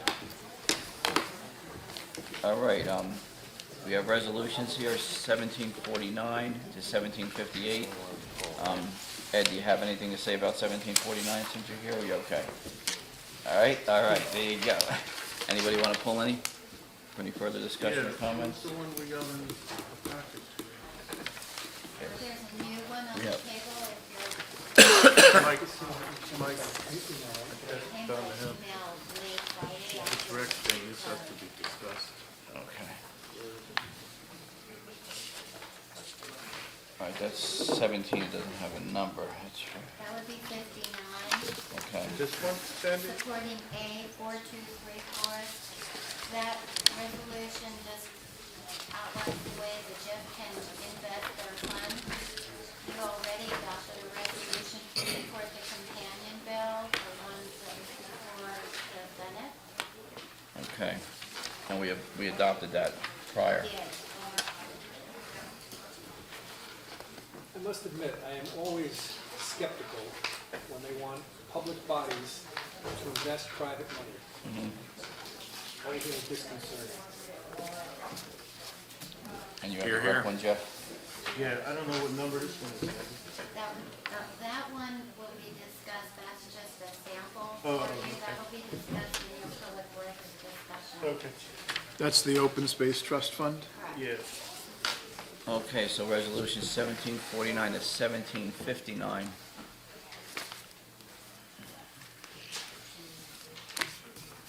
Comments, questions? Anything else? Peter, you look like you want to say something. No? Okay. All right, seeing none, I entertain a motion to move. I'll move. Moved by Mr. Youngblood, do I have a second? Second. No, Peter? Second by Mr. Burbrown, roll call, please. Mr. Birnbaum? Yes. Mr. DeLeo? Yes. Mr. DePorter? Yes. Mr. Schmidt? Yes. Mr. Sullivan? Mr. Youngblood? Yes. Ed, thanks for your work on that process. You did a lot of work there, thank you. All right, reports, municipal attorney, anybody have questions for Jack? We're gonna go into close? Yeah. Yeah, Yeah. closed session discussions. Yeah, no, I Yes. guess that's a closed option. Okay. All right, so no questions for the attorney report, open session. 9B, Council Public Safety Committee. We had a meeting on the 31st of January, went over several things going on in the borough. The Drive Safe Bernardsville, formerly Drive Chill, which I believe we had to change because of a copyright, right, so that's moving forward. We did a comprehensive budget review for new equipment and upgrades to things that we need in the police department, everything from training and, gear to upgrades to, is it upgrade or chief, or is it trying to change the switchboard that we're using now? Getting in the 21st century. It could be an upgrade, or it could just be a replacement of existing. Right, okay. We did go over it in finance too. Oh, you did, okay. Yes. There's also discussion after when we're doing the paving and the train station, we're getting a new parking meter, hopefully meeting with, did we ever get her back from when was a good time to meet? I believe there was an email that went out on that. Was there? Okay, I'll have to look and see. I don't know if it was circulated. Smart 911, I know Officer Chertoff is scheduling a DARE class at the Bernardsville Middle School sometime in the spring. A very increasingly popular thing in the borough is the Coffee with a Cop, continues to be a tremendous success. Most recently held at the Bagel Bin, and the Bagel Bin hosted that, right? They supplied the bagels and the coffee, so a big thank you to them. Some other personnel issues which are for discussion another time. Anything you want to add, Chief? Sure.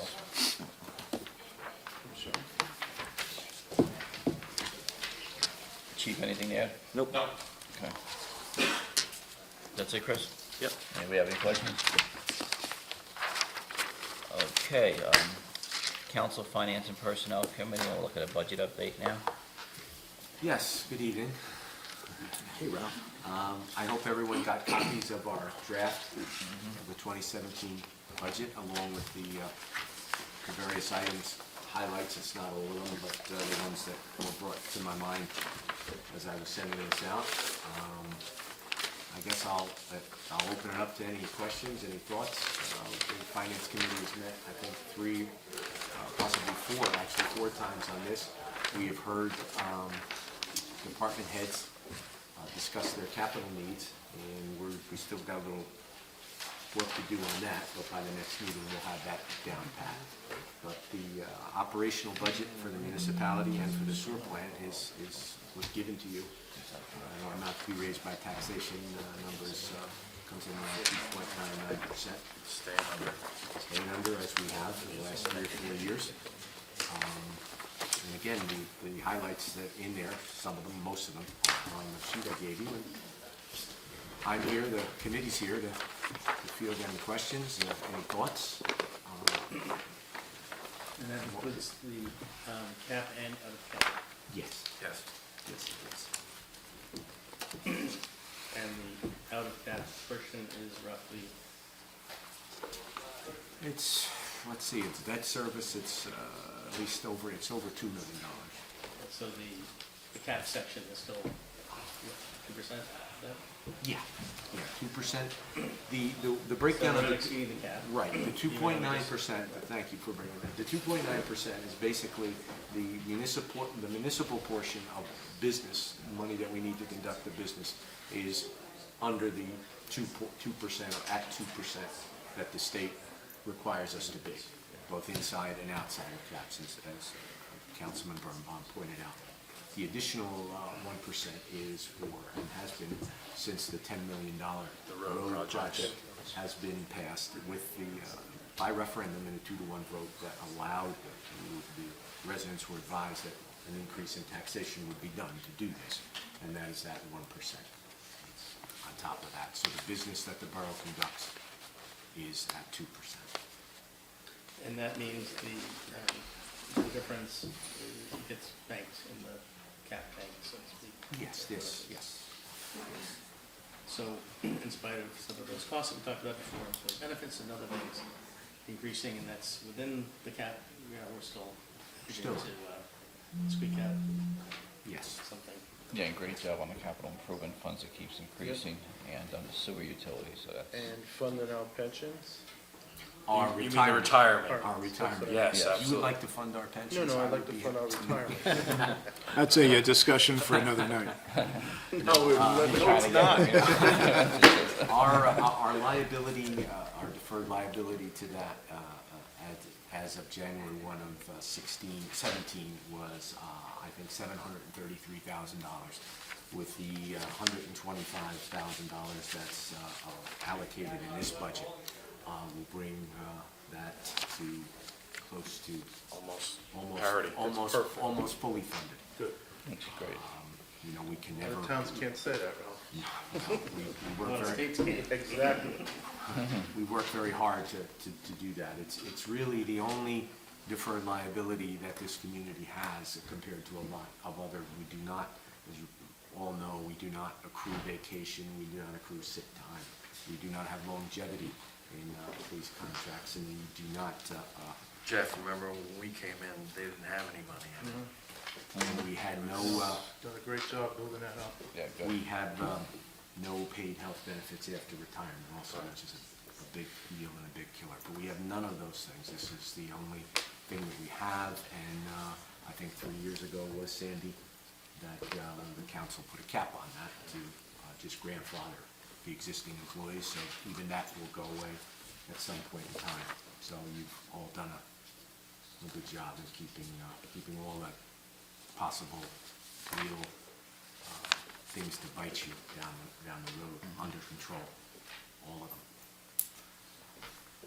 So, again, if there's any questions, any discussion, there will be one item that we can discuss in closed session in here that I'll bring up at the time.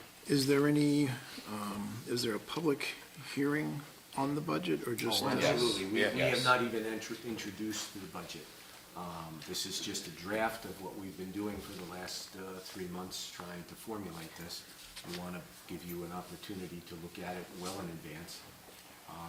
I believe that the committee. I just wasn't sure if that was scheduled yet, or No, it's not scheduled yet. I would ask that the committee members, if we could meet at least once next week, if everyone has time, to solidify the capital improvement plan.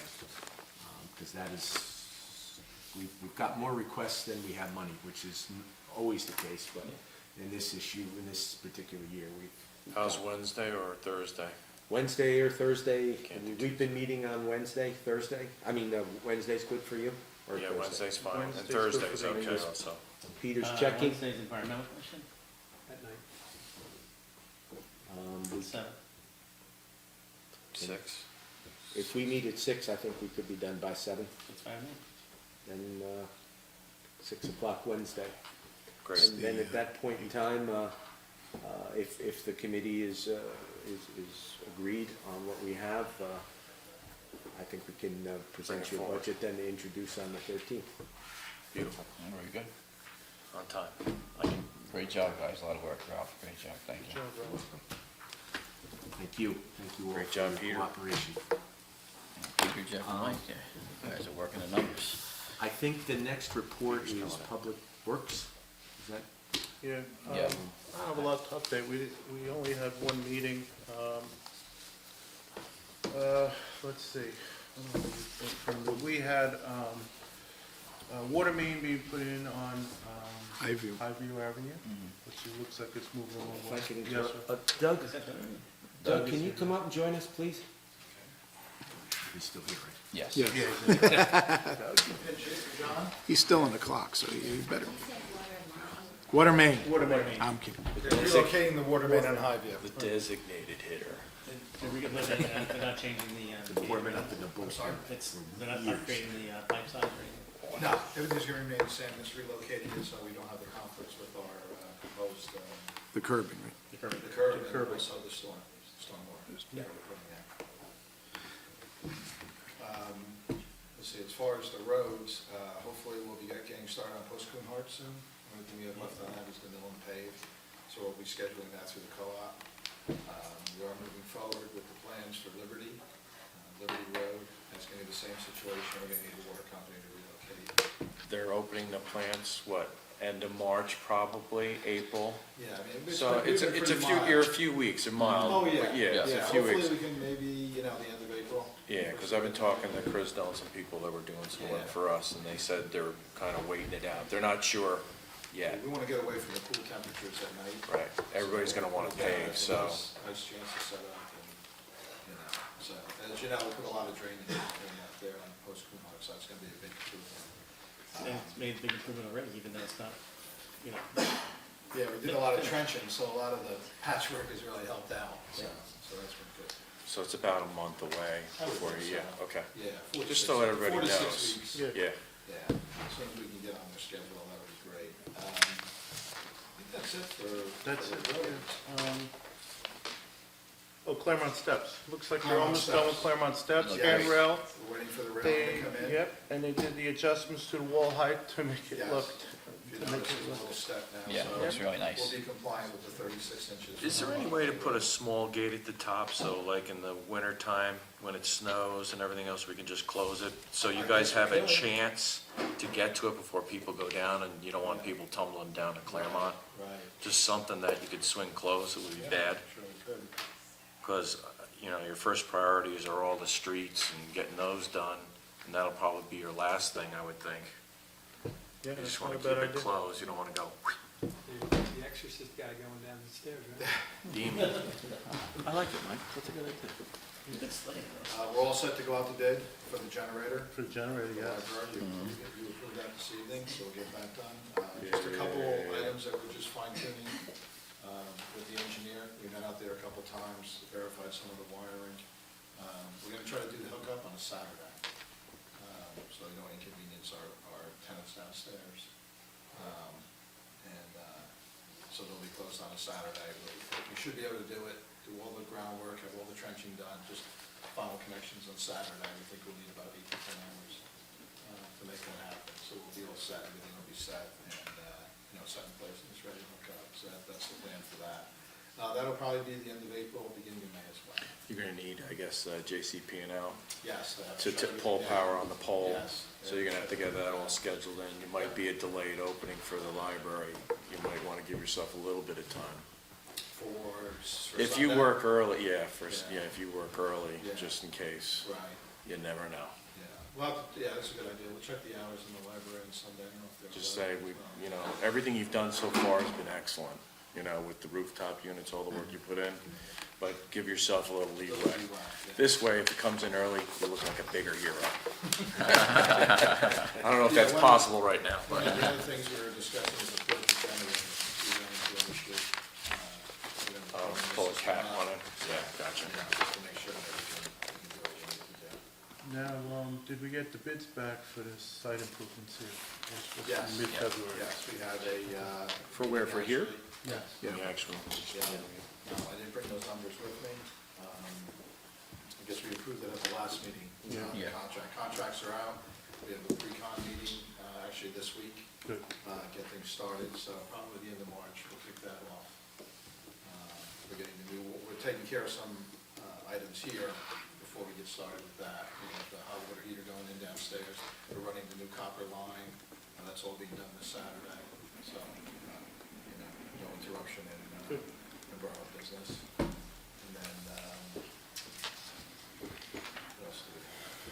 That's it for. That should be it. Uh, And you had a list, obviously, I saw the list you sent out on the rec Yes. for all that work. Yeah, we're doing a lot of work on the rec fields. We were in Juanes the last couple of days, getting all the ivy off, all the vines, off all the fences, and we have contracts in place to redo the infields. We're just waiting for weather, so we're all set for that.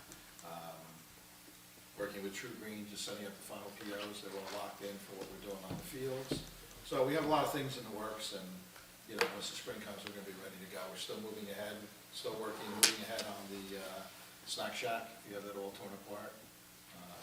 Just get into, replacing it. At the pool. Yeah. At the pool, yeah, the snack shack, yeah. So we're working on that. Just like you know, this, right, John? Yeah. But, yeah, so we have a lot of things going. There's a, So we're trying to do as much in-house as we can. Obviously, the plumbing, we need to, small plumbing jobs we can do. We did a lot of work over in the Public Works building with sinks and things like that, so that we all do in-house. We're talking about doing some work in the budget this year for the changing rooms and the showers. Right, Ralph? at the pool. Yeah, at the pool. Yeah. Kind of Everything's bring- functioning. Yeah. Everything's functioning. We're taking care of a lot of the household items, I guess you could say, housekeeping items. We had holes in walls and things like that, so patching all those and stuff, the minor things. As far as changing out the fixtures and everything, I don't know, that one might be better to do after the season ends, because it's gonna be tough to do it now with the cold weather and the timing and everything. But if we can plan that during the summer, and then when we close, we'll still have some months of weather in the fall that'll be a good time to go in and knock all that out. Good. So, We do have a cleaning if you're company. fixing patching walls, that mean to be painted, I guess, and. Yes, Yeah. yes, yeah. We did, I had some cleaning companies come in, we're gonna receive estimates, quotes for actually cleaning, we were using the lifeguards, and then also we had a small company that was coming in a couple times a week, but what we're gonna do is we're gonna step that up. Have a professional cleaning service in there, which I think is gonna make a difference for us, take care of that. We re-lamped everything, there were some fixtures that weren't working in there, so that'll bring it up. So we've been working on it. Perfect. We're gonna bring it up, and I think it's gonna be a big improvement. Sounds like people notice, and that's important, that, they see the improvements. Yeah. One thing we talked about was to put some signage up there so that people know where their money's going. So just a list of items were made improvements up there, so everybody understands where their pool money's going. So it's something we'll do this year. There's been a lot of work up there, and there's Yes. more work for the future. I've also asked Doug to join us this evening because we have an ordinance that has not been introduced but is in front of you. It was a resolution, I'm sorry. A resolution for funds from the recreation portion of the open space for trail, and Doug has worked with John and the Public Works Committee on those items. And we provided you with a breakdown of all the things, and Peter, of course, has been very much involved in this. And to come to a dollar figure for you to agree upon to allocate funds so this can move forward. The Conservancy has been after me because we need to have us update the budget that was submitted for the original grant of $21,000 or $2,000, whatever it was. Because the way it's administered, if you're not actually making steps and doing something, then they'll take it away and give it to somebody else. And as you know, we were stumbled on the environmental work, and John and Borough and the environmental engineer went down to Trenton to talk to DEP about what they were really going to need. And they came back with that number that was 20,000 and change. So we get 20,450 in the piece of paper that's in front of us. And I'd asked Ralph to get that on. We talked about it. I think everybody said yes. We should go ahead with that portion of it. And then Ralph today was able to get some of the other budget numbers. So I'm seeing this for the first time as well as you guys. What I was hoping to do is we get the approval to do the DP work, because if we're going to do this trail, which we seem to want it to, the open space money is set for that purpose, and hope to get that done so that we can then continue giving that grant. As far as there's an item on here which is a bridge. Why is that so expensive? Yeah, that was thought of at one point, but that is not what we're planning on doing. You're doing away with the bridge? Audubon doesn't want to do that bridge, they just want to do a more simple, crossing, and I don't know what it's going to be. And so we all mixed that fiberglass thing as being unrealistic for the program. However, if everybody thinks that we want to have a decent bridge, then we should look at it. But what I was hoping to do tonight is proceed with the DEP work, so then we would know what we have to spec, because at this point, we really don't even know what we have to spec for that bridge or any other boardwalks or anything else like that. Is that right, Doug? I mean, we don't really know. Well, you have to have a plan to apply for the permits. They want to know what's going in there. Got it. You're going to have something that's going to be, the entire area is in a floodplain. Yeah. So you're going to need footings, and you're going to need a bridge that's substantial enough to, But 30 feet though? How big is this area that we're looking to span? Where's this? The banks of this thing is, there's a stream that comes down, and that's what part of the problem is, and if it's... You have to go back far enough. You have to go far back, that's why it's 30 Beyond- feet. I beyond mean, the stream could be 15 feet, and you've got to be 7.5 on either side. Oh, I get that. I Yeah, was wondering, if that's the best area to cross? I mean, Yeah. We've all walked in and we've all identified it, and it also ties in the best with the parking lot that Audubon has right there on the other side of the street. And if we walk up further, it was all squishy and spongy. So this is an area where there's the least amount of sogginess, I think is what we talked about. Yeah, we're going to have footings, because if you Yeah. lose the crossing, it's going to end up downstream, it's going to end up becoming a dam. Someplace. Someplace. And that's what they don't want, is they don't want it to be caught in a flood and Right. brought down and as a dam, which is what created some of the problems besides the wetlands. So the bridge has to be substantial enough. Yeah. Where's, So there's two high banks right now. The banks are probably 5 or 6 feet above the water, I think. But the difference, Yeah, I would think so. but the water stays down sort of in the middle of it, and then you have to, they have to flood levels and all those things, which is what Doug's It's all talking about. calculated, and then the floodplain is also calculated how far it's going to expand beyond its banks. Has So it? we have to try to get the footings, outside of that area. It's still going to be inside the area. It's not totally outside, or else it'd be a 40, 50-foot span. But we think we can get away with putting it 30 feet from the center of the stream, measuring out 15 inches. And there was an exemption that we can't get, which is if we could have just used basic 2x6 lumber, I think it was, or 2x8. Yeah, if you can make it like a walking trail that just went over the top of the water. Yeah, then you'd be it's able too to. But the span is too far, so it's not gonna hold it, so that's why we're stuck with this, You have to have a substantial, With a longer and thing. back to the footings, they don't want it to wash it out. how much of that 20 450 is these permits versus Fierro's part. 20,000 is the permits. 20,000. 22,000 is a permit. Well, yeah, we have, inside of that 18,400, you have to file for the permit, you have to have the footing design, Right. and you have to have all the engineering and the survey as the backup for the permit. 20,000 in permits? That sounds pretty heavy. Well, Borough he's saying in what, Jersey. what percentage of that is engineering versus the actual permit? Most of it's permit. I think it's, 20,000 is permit. I don't think so. No, it's less than that. Where's this, I know you're down by Audubon, but, Yeah. but where's the trail? So the trail goes from the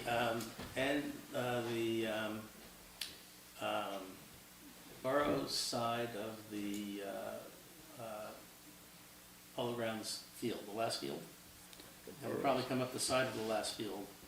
It goes down between the houses and the field and then goes straight down across the base of the stream? it stays on the Stays on the 202 side of that stream.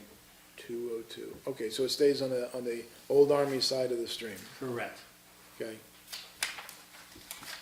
And goes all the way down to Audubon? Going down to Audubon. The only other possibility is to try and route it onto, I guess, conceivably route it onto the end of Old Army. But, you know, it's sort of a rerouting, it's not a connection to the way the paths are on the other side at this point. Sorry? So all the length of this thing is about a mile, I think, or more than that. Plastic sound. Yeah, it's a pretty long trail. Right, well, but And it connects to all the other trails, and it connects to the town, to the, you know, to a whole network. There's no way we could get some more grant funding to pay for this bridge? Absolutely, I mean, that's why I was hoping that we authorize, because we know we're gonna have to do DEP work, and do that, and then go back, there are other places where, potentially we could find some money, but, you know, we kinda have to have, if we don't do something, we're sort of at risk, and I think, you know, be working with other people to try and figure out how to get more grant money. But in the meantime, we still have this open space thing, which is always designated for. yeah, I guess, I was just, you know, So we don't have any. Do we have a spot? money we have How much money? Yeah, about that? I was gonna ask the money tree over here. We'd like to, that's no, right. I mean, if it comes down to, geez, for a $50,000 bridge in the woods, we could pave a road. Now, I get it, it's open space, so that's an But, you know, unfair calculation, We or have comparison. field going in. But don't forget, you have to take 21 or 2,000 off of this for the grant. Right, that covers the engineering, though. Unfortunately, yeah, it covers the permits, but that's You're great. you're still, you're in an $80,000. What's the risk that this project, Permit we got, what? Permit's 9,600. Okay. 50%? Survey. Yeah, but that's the permit fees, but then you still have to have people do the. Oh, yeah, so identification the of all total the was wet- animal, you know. 18,450. Billy, what were we saying, what's the risk of what? What's the risk that this thing creeps up? I mean, we're already at a $50,000 Are you bridge. comfortable with the estimate right now? Yeah. Okay. Circle back with Bob today, You have a really good track record, let me put you with all the other stuff that you've done, including all the roads, Yeah, we looked at the, Bottom line. including the stairs. we got a quote for the bridge. That's from the minus manufacturer, so Okay. that's, This is- solid. That's as of The today. number that may be in question would be the 25,000 for the footings. All taken into We went on the high end, we said Yeah. $900 a cubic yard, How much? $900 a cubic Okay. yard, because of where we need to get into. I understand that, It has to access be and it has to access, be that- reinforced. absolutely. So- But there's, my understanding is there's helical anchors is another alternative, and you come in with a machine that puts them in, and, Boring machine. yeah, you don't have to do these things. Yeah, to get a machine down there was, Yeah. a boring machine. And then the miscellaneous expenses I pulled directly from the grant application. That was 78. So Ralph just handed me what, Was the he balance sheet for our open space, recreation part of our open space fund. Currently, we have 140,000 in there. That's net all of the recent projects that we've allocated. money. Inputted, right. The steps, the basketball court, And all that. I gotta tell you, we need to leave, so Ralph, when's the next, deposit into this? Because this is, At the, The that's budget. that includes the deposit for 2016. oh, 16's in here. Yes, 16 is in When's 17 coming here, the end of the year? towards the end of the year. Okay. So we have about 140,000 in this fund. We do need to leave some money in here in case we need something at the field equipment. Yep, absolutely. So we can't totally deplete that. So there's the Now, numbers. Back to the bridge, we have to have something in the application. Yes. Can we For the change footings. after, for the footing, Yes. but not the structure or what we did? I'd have to circle back with Bob. I think the design, I think we already have the design from the, so that's not included in his number because we already have the design from the bridge manufacturer. Right. So that may be included in the, I know that he definitely has to engineer the footings. That has to go with the permit. With the And I think you digging, need to send down a plan of what you're doing for the bridge, for the crossing itself. But if we So I would decide to go say- with, I mean. You might have to resubmit. Treated. If you made a change, you'd Well, that's what I was probably gonna have to recommend, resubmit. why not a pressure treated like wood deck Well, bridge, that's you know? really what everybody wants to do. but the problem is you gotta go to the span. The span, that area is where you get pressure treated that length, 30-plus feet. Telephone poles. Oh, dear God. And it has to be high enough. I hate creosote next to water. It's not creosote anymore. Or even the other stuff. The other stuff's just as bad as And you the have to CCA. have the elevation of the. My question, can you get a track machine down there at all for digging, or is it gonna be a small It's gonna little? be hand, and It's gonna be, okay. Because I'm saying if you get a track A lot machine of down, it is maybe gonna get a be- precast, yeah. posts put in there. If you dig, put precast, but you're not gonna be able to. But just the location, it's gonna be, okay. Wait a second, but, It's manual. with, You might be able to get a small piece, like a Bobcat in there or something, a skid steer. yeah, But that's not gonna deal with, I was thinking if you're gonna Yeah. get that kind of a larger excavator, you could put precast down there. Right. Because it's gonna be a couple £1,000 each piece to lift with an excavator and drop it in place, so you don't have to pour concrete. but in helical anchors, you don't have to, Well, then you're gonna have to track down a boring machine, right, which is the same thing. quite possibly. But That's what depending on the I talked to size. the guy who does the fiberglass bridges, I asked him about it because It's accessibility, that's what it is. It's really. There was, So we just need, I think the council would need to decide what the plan would be moving forward, whether it's the borings or whether it's the. I think you would leave that, I think you would leave that to Ferriera and yourself, because once you figure out that, okay, we are gonna put a bridge there, there's money there, you're gonna walk down there and see the best way to do it. It's gonna have to be Yeah. engineered. Exactly. So it's gonna be Ferriera and you, I'm basically. hoping that we All come that up with needs to be a done more before we send the cost-effective. permit down, the rest of it has to be reapplied. Absolutely. I mean, And what's our all the time frame options. for decision on this? I don't know It'll the have to end be date of this the evening, or grant. what's the end date on the grant? Well, if we start with the DP thing and we can advance it and then we return a budget to the grant people, then we're okay on the grant side. not to throw a wrench in the system, but Well, please do. We already had a few.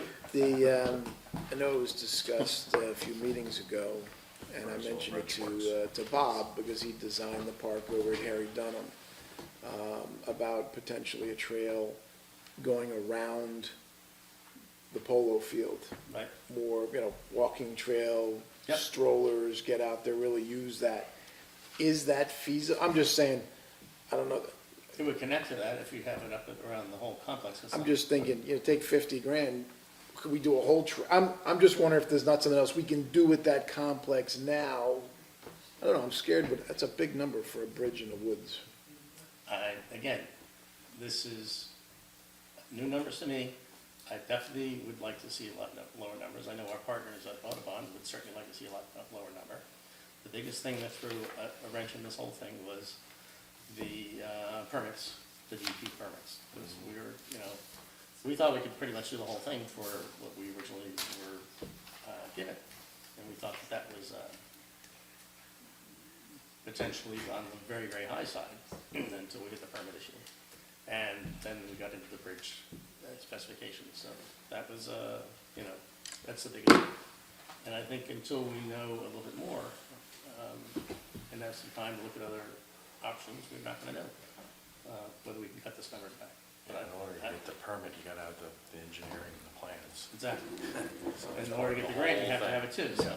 Peter, you said the. I don't think it would be wise to scrub the whole connector to Big Tree's Path, because that puts us on a map, direction to make us eligible for, a lot more generous grants and things like that. So Peter, you said Audubon's a partner here. What is their contribution to this? Their contribution is their parking lot, some of their expertise. They'll probably have some volunteers that might be able to help us as well, But no, and we're on their property. but no financial contribution? No, Okay. not at the stage. It doesn't mean I won't ask. No, yeah, I'm just asking. We didn't think we'd have to. There's no way of cutting this trail back and avoiding this ravine, whatever you want to call it? I mean, I'll talk to them about it and see if, we think it makes sense to come off on Old Army Road, but, if you're entering Old Army at the hairpin turn, it's a pretty horrible place Yeah, it's for not- pedestrians. Yeah, and you're on the next there, Yeah. drops off. What happens And if it's you, not, it's not a very attractive or interesting area, No. to walk from that section. what happens if you, the trail, there is no trail right now from the field down. We were talking about cutting a new one entirely. It's all been laid out and mapped and everything, that was done 2 years ago. Then there's no possibility if you start at the opposite top end of Evancal. No, because there's other people with private property. We have Those like two a 50, prop, that, yeah, between us and the Audubon, we have something like a 50-foot maybe connector between our property, their property on one side of the private properties that are in there, and then the 50-foot that goes all the way down. They have approached the owners about getting easement and things like that. Nothing's happened with that, so we're limited to. you gotta be on the 202 side of the Yeah. street. Okay. Like I said, I haven't seen it, just trying to think of something. Happy to take you through. We've had, Yeah, I like Ed English has been Yeah. through there. I think site visits will be key right Conservancy now. people have yeah, been so- through. I like the idea, I think it's more a function of the money and getting down there and doing the bridge. I mean, Listen, that's my you know, personal We opinion. put a lot of money for the steps because it's open space money and recreation, and we thought that that was I a good agree idea. with you on I this. think we need to try and figure out ways to cut back on this expense, but I would hope that we can, as we said before, everybody was initially interested, and yes, it's important that we know the full scope. I hope that we can get this passed, so we can, And, our goal is to develop some of these walkways for the communities. Yeah, that's an important section there, I mean, from Yeah, that very side to the important. park to the other side. I mean, I like it, I mean, that's a high estimate, but that's the way you wanna be Yeah. conservative. We've been bringing everything, well, not we, you guys down there, Doug and, everybody's been bringing everything under, budget. And we've been able to use that money for other projects. So, I mean, we know we'll have. this doesn't seem to me at least outrageous. I mean, it costs money, and that's what a bridge costs. And again, by the time we get to the bridge, it might be the end of the year or next year. Well, Going through, we yeah, don't know. Yeah, With the DEP, it could be and that's 2 fine. years. Yeah.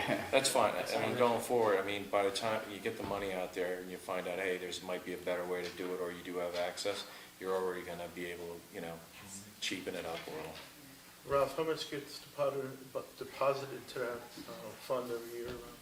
It's, let's see, 2016 was 92,000. It's around 90. So at the end of the year, we'll get another 90,000 probably. You'll have Peter? Okay. Peter, is this a reimbursement grant? The 22,000? No, it's spend it together, right? Yes, I believe that is correct. Because I was just thinking that if you, do agree to move forward, that the You can do engineering, and you can do the permit application section of it first, and have the money come in, I don't know if everything we out, have to finish absolutely. the work to get the money. I'm not Okay. sure. But you still need the permit, you still need the No, I engineering, so we understand. move on that. I'm just saying that the document you have before you shows a total of like $79,000. That's total, super, that's right. Minus the grant. Minus, well, but the grant money is included in that in case it's reimbursed, because this 20,000, what John told me, right, if you look on the second paragraph there, and the permitting is all coming under that grant money, that 20,000 comes from the grant. Right. And so the balance of it, the or the $22,000 from 79 is $57,000. That's the money we'd have to come up with. Right, Right. right. That's what I'm Provided trying we to- get the grant. Right. Yeah, it's Right. 50, Right, potentially, 15 change. hopefully less. right. But Right. if in fact though it's a reimbursement, say, well, you said you think that it's not, we don't have to finish the project. I think we may have to finish. Okay, well then probably we should, if you decide to do this, just allocate all the funds, and then when the 22,000 comes back to us, You put it back. we'll put it dump back in the open space. Because people will want to be paid. I mean, assuming that the project is done, $79,000 will be expended at that point in time. And you're gonna have to pay for the So we're permit gonna up have to fee up pay for front all of and that. then And then when the engineering. when the 22 comes in, it goes back again. So you'd rather do this as one action as opposed to coming back when we have more numbers? We could go either way. I mean, we could go either way, I'm just saying. You gotta get the ball, I mean, this is an order of magnitude of what it would cost. I think it's kinda like what we said with the stairs. You know, we thought it was gonna be like And- 120, 130, whatever. And you it know is. what? And it's a lot less. Yes. Right. What you authorize, Peter, now, you don't have to spend. Exactly, You know what I'm saying? It would be there. right. If you get another grant, or if the numbers come down, And it it takes doesn't a go long anywhere and it time goes for the back. state. It takes a Yes. long time for the state, so let's go move ahead. And I think if you allocate or set aside or, approve the funds in Right. total, I think it'll help the borough in making future applications and say, we're You not- have to do the design, you have to do the design and the drawings and get it down to the state, and then As it far as sits the there. path around up at the polo grounds, should we do that and around the pond even? Those are all things that we can apply for grants as well. Right, once they see this leg of it, it'll work for us. Exactly. I think it's the right thing to do, and it's good for the master plan, which they're doing this year also. And also, I mean, that connects us to another county when we do the Patriots Path, which was part of the whole. Right, goes into Morris County, correct. Now, Ralph, Yes. all right, so there's 140 in our available funds currently. That's correct. We approve 80, pick a number. Granted, we haven't used it, but we've approved it. If we run into a scenario with the turf field going in and we need something, I think that's already budgeted, we have that money to the I side. know. We haven't gone out to bid yet, though. I know it's budgeted, but I'm just saying, Yeah, that's you correct. you have a project that you're gonna be breaking ground on in 3 months. And if you need 100 grand for I'm just saying, once you've allocated it, we can't touch it because it's been allocated. I'm trying to think through I hear you. that project. I'll just give you the numbers that I know. We have, in an existing ordinance, the bond ordinance that was passed a few years ago, we have $350,000 for field improvements. We are, understanding with the county, we are 30% of their costs in for this turf field, and that cost was based on being $1 million. The estimates that we've seen so far are less than that. So 30% of less than $1.9 million, I don't recall exactly what it was, but it was in the 900s, would leave at least $50,000 in from the remaining dollars that we have. And then, so you could have that on top of the $60,000 that would remain from this 80,000 taken from 140. So you would have 100,000. I mean, that would tap everything, but that's that's the total of all the dollars. I mean, we have 50 or so in the bank already, not including any of this here. Okay, so So what's the downside of waiting on this? Is the funds expire for the grant? When?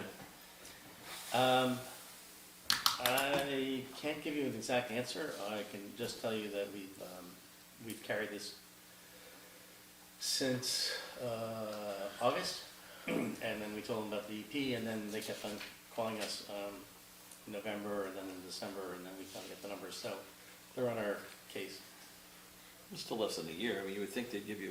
No, because it was granted the year before that. Year before that. Oh, I said, I think in August. Yeah, and that's why when I said that the grant, the whole planning, the permitting was a surprise that we hadn't come up. And, yeah, so we're in a should get some money in there for the engineering and the permit process and get it started Yeah, right away. But I'm hearing lots of questions about bridge, no bridge, this. No, there has to be a bridge. Okay. I mean, We don't know what's gonna look But like. the magnitude of it But- is. The magnitude, we don't know. if we do the permitting and the engineering, does that satisfy the grant so that we can use those That we're funds? making progress? Yeah. I think it would. It just doesn't lock us in, doesn't tie up the rest of those funds. It Right. allows us to do the engineering. It allows us to keep the project moving, but not Plus, you yet. can use those plans to hand it over for the grant, so they see that you're But doing the work plans and will you're have to you're be what I- finishing it. Yeah, That's what I said I was think that hoping it's it gonna would- have to be the total number though. What can I, so. So With the bridge. I'd rather throw the the 22 on the. engineering. We have to engineer, we have to know what. You have to engineer, so we have Yes. to include the You price have to of have the the bridge and visit, you have to everything draw else up the as we plans, submit sign and this. seal them, and get them down Right, to the well- DEP, and then another copy can go to the grant. But, So you they know, can so see we, what we're doing. we can Hopefully they can do authorize, that. we can authorize 22 rather than 80. Will that lock us into this bridge? No. No. It won't be in the grant application. No, the bridge will Have to be in a in grant the permit application. It's gotta be application. a permit Yeah. application. We have to So that send means out, we'll be locked into this bridge. No, We it's have only to- in the permit, and we can modify it. We can modify it. How much does that cost? that I don't know. Oh, you don't know? If you're gonna modify it, then they're gonna have to start the review over again. So if you decide that you're not, because they're reviewing this plan for this stream. Right. But we- Okay, so if you decide you're not gonna do footings, and you're gonna do something No, I'm not else. saying that. We have to use the footings. We understand that. But Okay. if we use a wood structure and put some, ties across it, like, a lot of golf courses have and things like that. Yeah, it would have to go back, my thought would be, it would have to go back to the DEP for review. Because you're changing the plan of what they reviewed. Because if they felt that it was unsafe, or it didn't meet what they were looking for because of the floodplain, they would want to know that. Well, you would Right. give them a signed and sealed set of drawings that, a licensed engineer gave to them. Correct? Correct, but for the permit, we have to know what we're designing to send down with the permit. So you have to do your engineering, you have to do your signed and Based on sealed something. drawings, right, that you go down there, and then you go for your permit. They go hand in hand. They go hand in hand. You Right. submit the Hand in permit hand. with the backup documentation that says, this is what we're doing on this stream. This is the bridge, these are the Right. footings, reinforced, X amount of feet down. But you have to get Here's the survey. engineering and everything done first. Yes.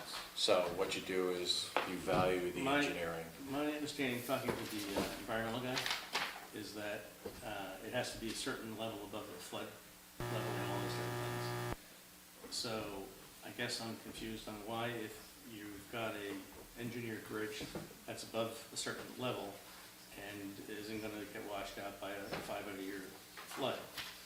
I mean, I can understand they wanna understand it's gonna be something different, but I can't understand why they wanna make sure there's a certain type of structure. I mean, Well, Ferriera would design to a 500-year, yeah, for they're a gonna bridge. adhere to the requirements. And then all they're doing is reviewing it for compliance, basically, the But if the you state, change, the if you DEP. change the design. You they're can't gonna- change it they're gonna wanna afterwards, review- though. They're gonna Yeah, you review can't that change again. the design afterwards. So we have to find out how much the fee is for another review. Or if you give them a couple options. What do you mean? You can't. No. They're not big on Bridge options. options. A, B, and C, you pick one. Like, It's like not Chinese free. menu. Well, let's find out what they're We're looking for the charging for cheapest whatever it is, and,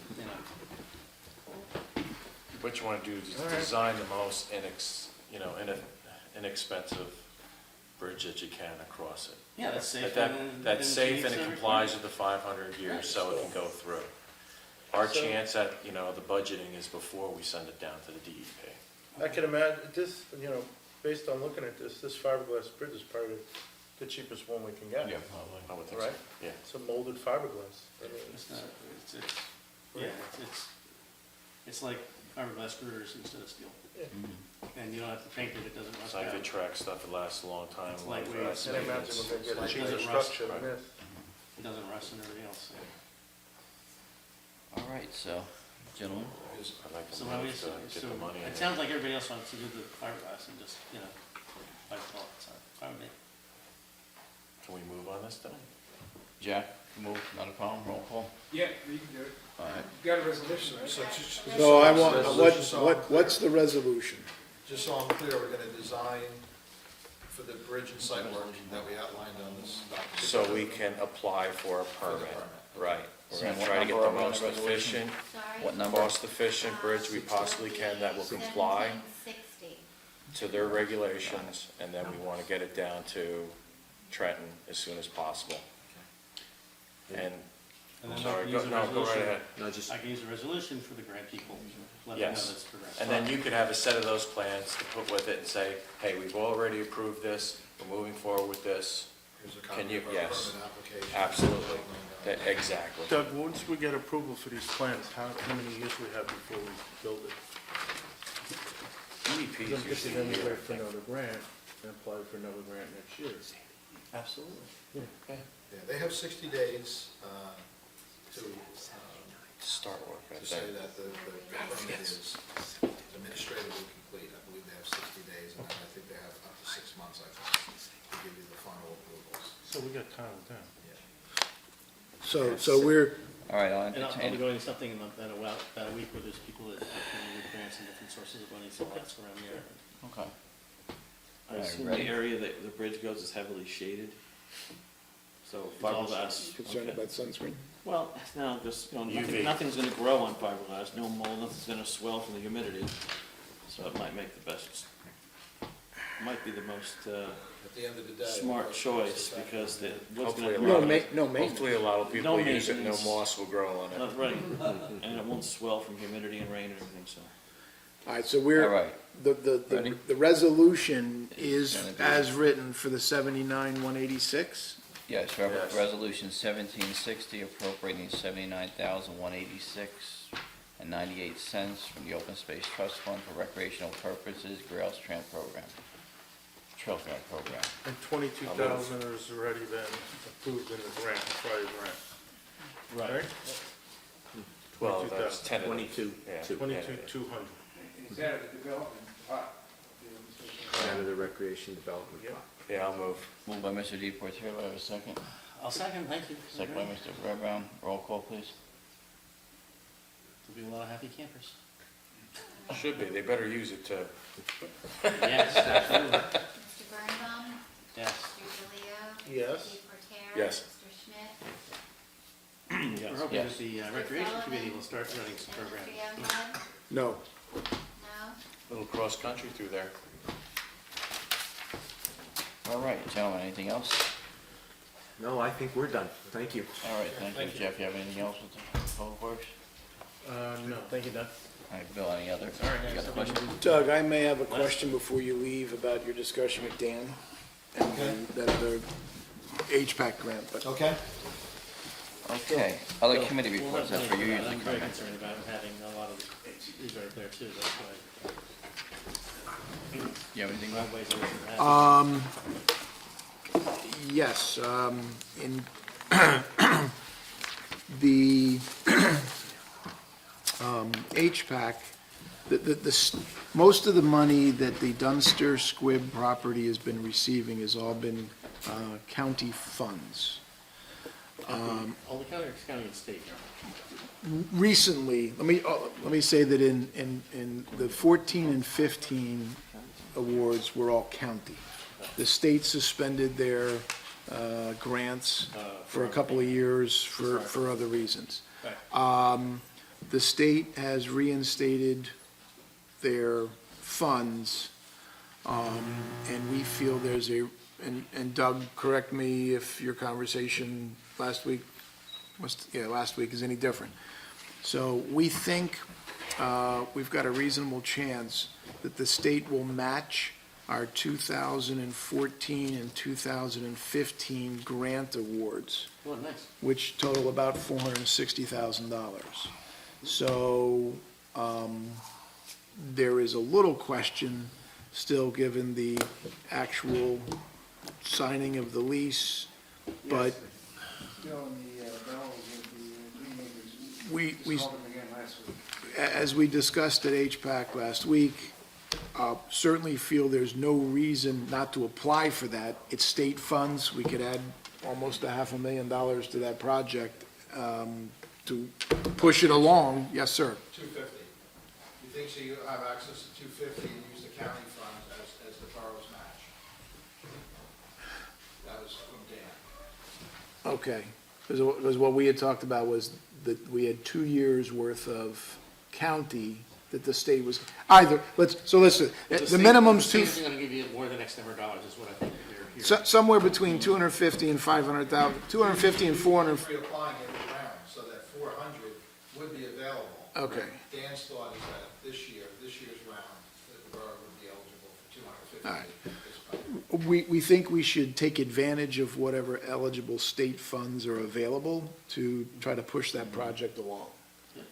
What's been done, I mean, other than cutting the weeds so that we can see the beautiful structure, what else has been done on that thing? Actually, nothing well, here's where I need someone from that group to speak. The last round of construction finished, I'm going to say around the summer of last year. Most of the work was internal in terms of the building, shoring it up, structure. Foundation work? Foundation work. The grant that Michael Calafari is doing, I believe, has just gone out to bid, or?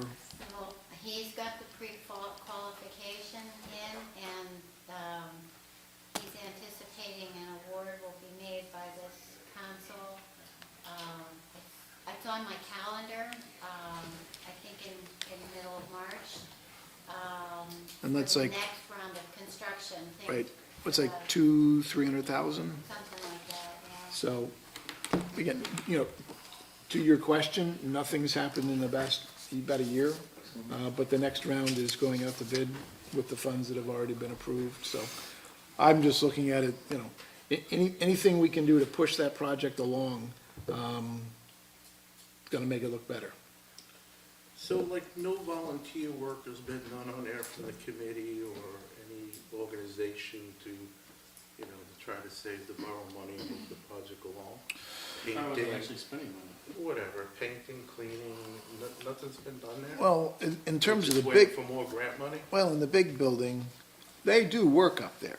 I know they've done stuff, and more on the barns, and there's a small building on that side. They've done work in there. I think, I don't want to say structural issues, but I'm not sure they want volunteers trooping through that building right now until they really get it shored up. So, I think when you get into some of the final touches, yeah, anybody can paint, but this is foundation stuff and. My recollection is they had to do roof and shore up the structure, and that's kind of where they were, and then that's why you don't see anything from the outside necessarily. It's all internal. That's my It's all recollection last loans. time. Any Last private year we donations did at it.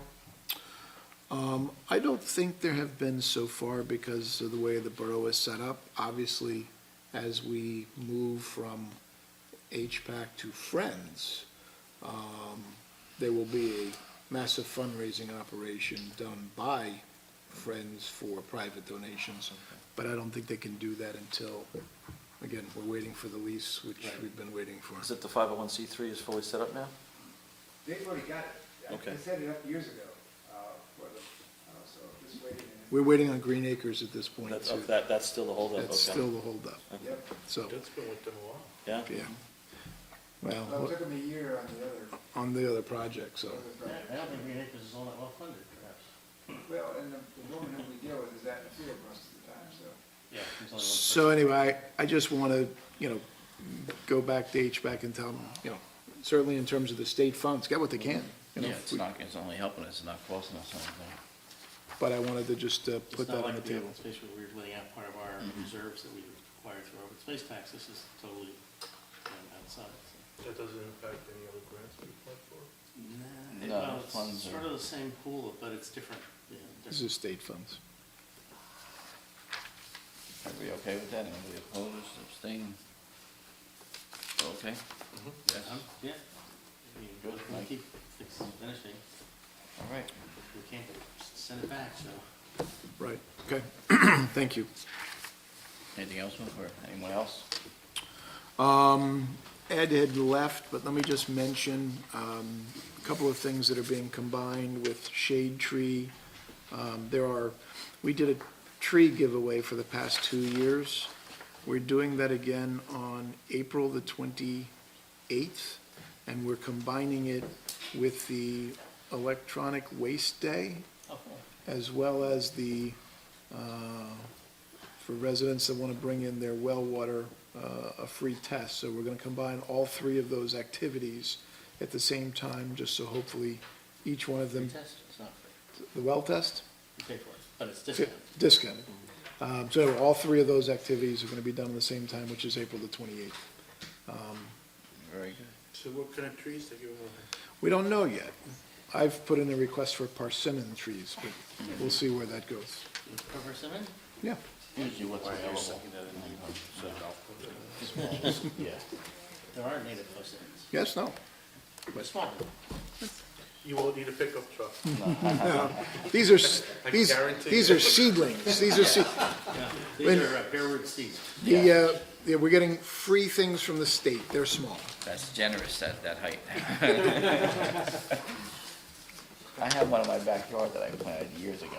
And? That was Taller than me. Really? Yeah. So, Yeah. So, Christmas lights on it. You say that like that's hard to beat. I'm actually the small guy. You got the big guys on your right side. All right, any other reports from any other committees or commissions? Let me give you an update. I was in at the last rec meeting, it was the same time as the council meeting last week, 2 weeks ago. We're putting together a plan. I thought it was going to be released today, but it looks like we don't have it. Plans for the field for when we close the polo grounds for construction. We're going to release a guidance for the teams that play up there, so that'll be coming probably at the next meeting. Okay? So the most of the teams that are impacted when we close that field will be Somerset Hills, the Mountaineers youth football program. And that's really the impact is on with those guys, and also the middle school and the high school when they use the fields, that thing. So we'll release a plan. It's almost done. We had to check with other towns for information. Okay? All right, thank you, Jeff. Anyone else? All right, items of business. Bernardsville Middle School softball fundraiser, use of field. Jeff, we tabled that at your request? My request. Okay. All right, we still tabling it, Bill? Well, to be honest, I think we're going to need to get back to them. Again, as long as we're moving forward and addressing our shared service discussions, I just want to make sure that we're, You gonna meet with them or? Trying to have a sit down this week. Sandy, do they need an answer? Well, they haven't called back. They, of course, contacted Cheryl Franti, and she referred it to you guys, so she may have heard from them, I have not. I mean, my reason for tabling it hasn't been resolved, but I also don't want to put them in a position where they can't schedule their fundraiser. Exactly. All right, so we want to give permission to move forward, as long as they coordinate through rec and that it's not interfering with any other activities on that day. What is that date? Previous package. They wanted, there was a date in April and a date in June, Yes. both of which they Yeah, have that to was the clear same. with Little League because it's there For Kiwanis. for Kiwanis Field. Oh, they want to respond. So I'm fine with it. I just want to make sure we move forward on our larger discussions. Sure. Sounds good to me. Agreed. You guys okay with it? Yeah. Are we okay? Yeah. Bill, it was Sunday, June 4th, and they're also looking at Sunday, April 30th for baseball. Right. Okay.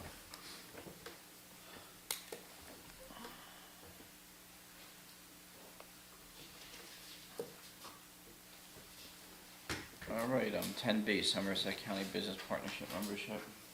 Just want to know if you wish to join again, it's $1,250 a year. I thought the Meet the Mayors Yeah, I they think had it was a good I think it was good, program. and they're gonna do something similar to that again. They also help facilitate with Verizon. I got a call from Michael this week with the 5G network coming into Bernardsville. Yeah, I don't know if that press release is out now, right? Yes. I heard it on the news. Yeah, it came out, it was in the Star Ledger. There are 5, Yeah, Verizon put the press release out They're themselves. gonna test their 5. Verizon is testing 5G in 5 towns across the United States, and the only one I think it might be more than 5. between here and the Mississippi or something is us. Yeah, they're in Texas to So Massachusetts. that must be so- the units they're putting up on the mountain. The polls. I think the nodes were related more to coverage, It's still coverage for gaps in coverage. but I know that's a project that I think Mr. Kerwin has been working on hard. Yeah, this 5G is supposed to be, basically, it's gonna occur sometime in 17 when they start working, but it's supposed to be much better than fiber optic and everything. So, It's cellular. Cellular. Yeah, but it's gonna be quicker and fiber. The way they explained it to me when they called me. Quicker than fiber optics? Yeah, you're gonna be able to get rid of your flip phone. so I don't know what they're doing or what they're. So anyway, I think They we said can, much better than I think fiber we optics. continue our membership. All right, we'll process the, When they call me, I don't know, I'm not a technology guy. No. Transportation? Okay, transportation agreement? yeah, that's your senior, program that supplements the county program. We now have the contract from them, from the county. That's the one we only have 2 residents that actually use it? Well, Or 3? not very many, I don't know if it's 2, but it's not very many. Mr. Deportier is almost eligible, so you never know. Have any more I meetings think like this, last I'll year be we really eligible didn't for it. want to do it, but we waited for wanted to see the statistics, because I recall that the numbers were extremely small. The first Because aid the squad. county program is regularly scheduled, and this is the more on demand or. Yeah, and the county did tell me that this program could be amended anytime you County wish. program? I mean, in terms of if you want to cut back on it or County program. this thing, and they said they could change it at any time. I think the consensus was we continue it. Yeah, they've been very flexible with this accounting and good, so, Yes, I thought so. It's severable. yeah. Mhm. Well, for example, you could do the chore services in town and discontinue the trips to Morristown, or Yeah, Exactly, you yeah. could That's change what it they're in flexible. any way, That sounds like a great I think we idea. did it. In town. In town, just do the in-town. yes. Yeah, in Yeah. paragraph 5, it actually says you can determine that the transportation services for tourist services from Morristown and Bridgewater of grocery shopping may be canceled without impact on other service. I'd like to move on that. Yes, so, yeah, I mean, 2-mile radius or whatever is fine with me, but go. Do we know, be careful, you're not cutting off somebody's doctor appointment. Great intentions, I'm just throwing out, we don't know.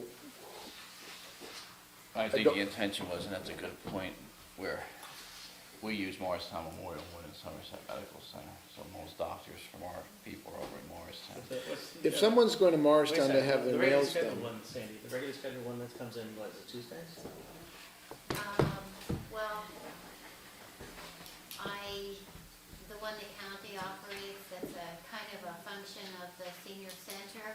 I I believe. think the problem for the people who participate in this one is they don't choose to go to the senior center. And the operation that the county runs is somehow connected to the activities at the senior senior center up center. on Mount Airy Road. So Sandy, they have to go over and So- get picked up? I think they have, well, I think they are picked up by the county to go to the senior center. They have to be participating, and then on the way home, they do things like grocery shopping. And then I believe the county will also do doctor trips, but you have to they have to be scheduled in advance, so, That's fine. you know. So I Doctors I don't, don't have a problem with. I mean, if you have to do your hair in Morristown, there's enough nail salons and hair places in and around this area that I maybe go. recall that was one of the things, some woman once a month does that or something. I don't know. So, how do you want us to ask them to amend this then?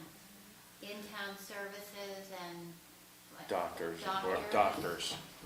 Yeah, just, Exhibit A has two things, one, grocery shopping basically in town, and two, chore services on Tuesday, twice monthly to either Bridgewater Commons or Morristown. So maybe we could limit the doctor's appointments in Morristown for the second part of it. and so there, okay. I mean, I can see the point of running to the mall, but, you know, that's, I don't know, I'll defer. What's our total cost right now? I think it's about 6,000.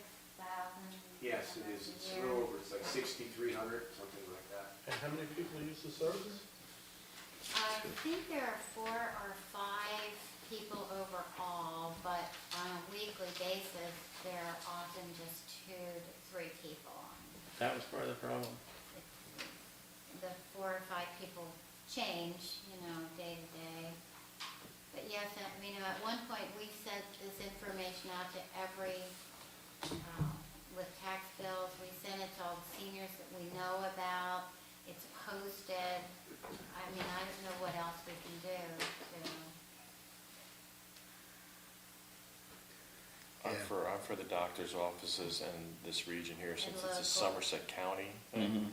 You know, going to Morristown is one thing for, you know, doctors, but for shopping and everything else, you got a little bit of an issue with that. Okay. And Sandy, if Therefore, we've Some kind of unintentionally, lawyer, so. if we've unintentionally put someone in a difficult position, please come back to us and let us know. We just, you know, I'm sure we don't know, have all the answers, and Very Good point. Very good point. Yeah. Yes, Ralph? The current budget for this year is $8,000. Right. Ooh. And So it's last up year we to- talked about it, and we did it because we wanted to get some more information and things, but the participants. have All right, so we're- changed. we're defining, we're limiting it to doctors, which should cut out some of that, right? I would think so. And it went from what, 6,000 to 8,000 this year? Yes. Oof. Okay. Yeah. Kind of So they can keep the same schedule, the Tuesdays, just not trips to Morristown unless they're for doctors. If 2 people are using it, it'd be cheaper just to hire an Uber every time. No, that's what I was I just about to said. ask I Ralph, mean, really? can't we put money $8 into grand a for 2 separate people? fund? And then What is an Uber to Morristown right now? Well, $14. Tom says he'll run anybody in Morristown for $400, right? Makes too much sense. Go with the 400, it could be a weekly thing. Want to say something? I just want to ask, is this the RideWise program? No. This is the other one, because the RideWise program has been discontinued. We know that. And so this is becoming a bigger problem, but the seniors who used to use RideWise, knowing some, they're not happy with this. They'd love us to formulate some alternative that was more flexible for them, is right. $14, that's just one way, right? And do we, hand them a $300 Uber card? Would be cheaper. Yeah. What? All right, It's the Kathy, same, there you go. all right. Your 2 to spare 4. time, senior Uber is a form, trademark business. Trust me, I already parked the bus from the PNA. Well, Center. this service is operated by Somerset County. Right. So we can't tell them, you know what I mean, they're working with us, but this is, they have a bus that operates on a schedule And our problem is that where we are in Somerset County, and we're relative to Morris County and all, we're just in a unique situation. And this strictly supplements the county program, which is actually here Down the street, more right. than this program. Counselor? For Uber right now, if you're going right now with 942, it'd be $14.62 for UberX. That's a private. One ride. way, so that's The private 1,400 bucks a year if Jack's- you go once a week. Jack's got Maybe something. we can enter into a contract with Uber with a cap of $1,000 to provide these services. Yeah. It just have to be done through Borough Hall. Can you get in? We can discontinue the program with the county at any time, Right. so, With, so notice. approve it tonight with the Okay. limitation Yes. and investigate another alternative, and if it makes sense, we'll change. Okay? Are these seniors, do they need a handicap bus or Well, the county Right. vehicle is But they use the accessible. one- It's accessible, so. Yeah, again, I don't know, at least one I think person there's one that might who need it. regularly avails herself of the services is disabled. In a wheelchair? Uber's not gonna do that. Uber's not They're gonna not do gonna that. do Is the that. person in a wheelchair, is that what you're saying? No, I don't think she's in a wheelchair, but, I'm not Oh, positive. okay, preclude her from getting into a certain Disability, but vehicle? I don't know exactly. So should we table this to find out at the next meeting then? no, let's, I think we Okay. because if Uber's not a Forward now. possibility, And they've been on good faith, just continuing the service based on we last can always year's change. contract. You know, You're right, they so- And make- they will we do make that up for until something you we tell thought them of. to stop. In the So meantime, they, meaning the county. you know, Okay.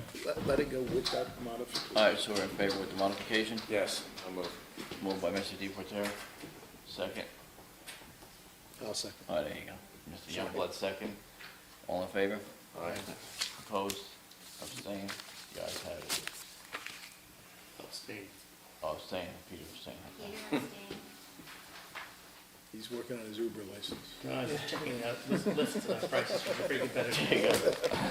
you go. Okay, 10D appointments. I spoke about last Yes. meeting about Rich Fernicola. Did you guys get a chance to look at his skills bank for Board of Adjustment? That's 4. I think it's a good idea. I'd recommend him. I think Like he's to very put well up for a vote? qualified. Yes, he is, as far as I'm concerned. But Anyone it's up else? to you guys. Anyone else recommendations? This is council recommendation. Mm-hmm. Yeah. It's our appointment. Yeah. You okay? I'll move for it. Is this as the alternate? Yes. Yeah. Open the All floor. right. I Moved by move. Mr. DePorter. I have a second. I'll second. Second by Mr. Youngblood. We need a roll call, Cindy? No? All in favor? Aye. Opposed? Abstained? You had, The ayes have it. you had jumped over the community development Community committee. Development Oh, sorry Committee about that. Yeah, appointments, that's, I mean, or any other boards also. right, we get If the anybody has any community requests from development. anyone. I don't, one appointment by council, one by the mayor. Mhm. I don't think we have any action going on there, but we certainly are entitled to suggest representation if you have any ideas. And I gave you the list Mhm. of other vacancies, just in case you want to look at those for future appointments. Have we, so we've not been sending somebody to the development? We have in the past, but you didn't appoint anyone for 2017. It doesn't occur to the spring, I think, when I was reading this. It's Yeah. the next mandatory meeting. Is that the one we're gonna, Yes. that's usually for needy communities. Different, yeah, you have to put in requests and everything, Yeah, and participate with the meetings. Tough money to get. We were getting money for rehabs years ago, housing rehabs. But I don't even think we're getting any of that anymore. That was a long time Years, ago. long time. All right, Yeah, so, long time ago. Isn't that the, ever a committee for grants and things there? There is, we have not been successful in any Alright, other so area other than rehabs, recent memory anyway. for now, we can keep that one open. Do we know when that meets? Does that meet during the day? Yeah. Yeah. Maybe we could find somebody for that, just so we have the presence down there Okay. Yeah. Call around for next meeting. during the day. So they need to be available during the day. All It right. meets daytime? Yeah, April 12th, 2 to 3, and May 10th, 8 to 12. All right, I have some, but let me find out a little bit more about it. Table and- that till next. I nominate Terry Thompson. She has enough. Environmental commission, I guess, is the biggest. They have 3 openings. Okay.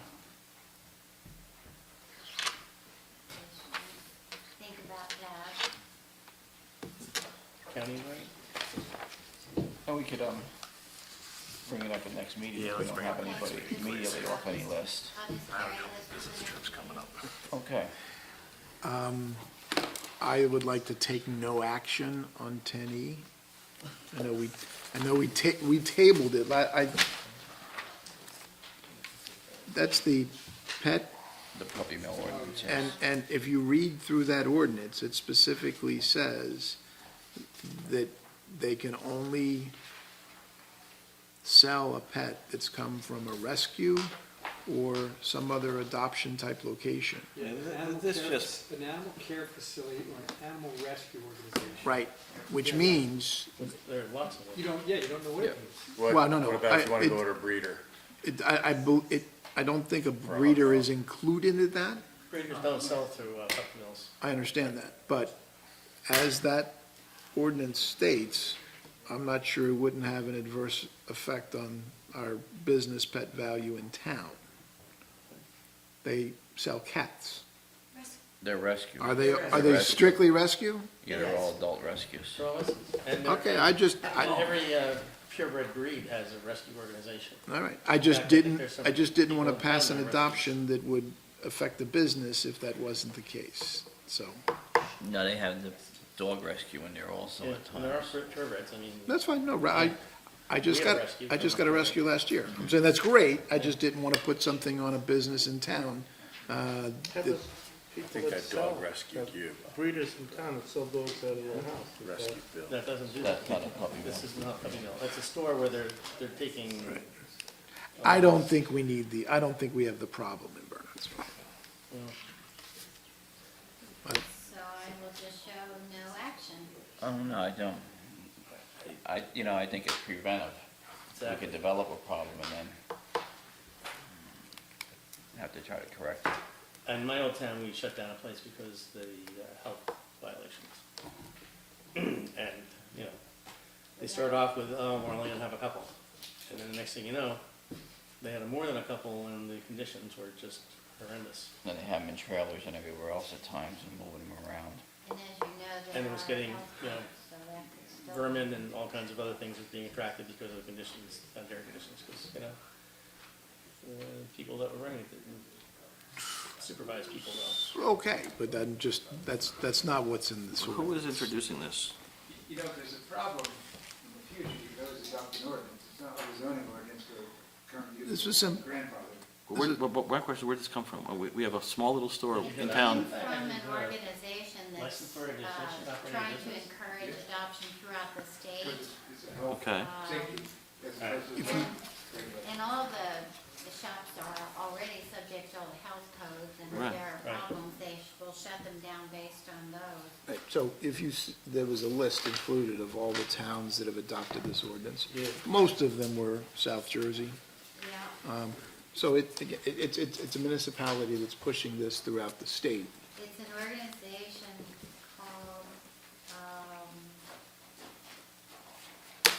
Jersey Residents Against Puppy Mills. right, came from somebody with a Not very funny that we're email. for puppy mills, but Funny Bunya. So if you're against it, you want puppy mills. And they were citing problems with stores in East Hanover and Springfield. Okay. Yeah, like those big If you're against stores. it, you're This for was puppy just sent mills. to every municipality. That's how they write them. and as it's written, I don't think it has any relevance I to think we have us. bigger fish to fry right now. Yeah, it's That would make. Hence my take no action. Thank you. All right, Chris, no action? No action, No please. action, Billy? Jeff? No action. Not Peter, Peter's.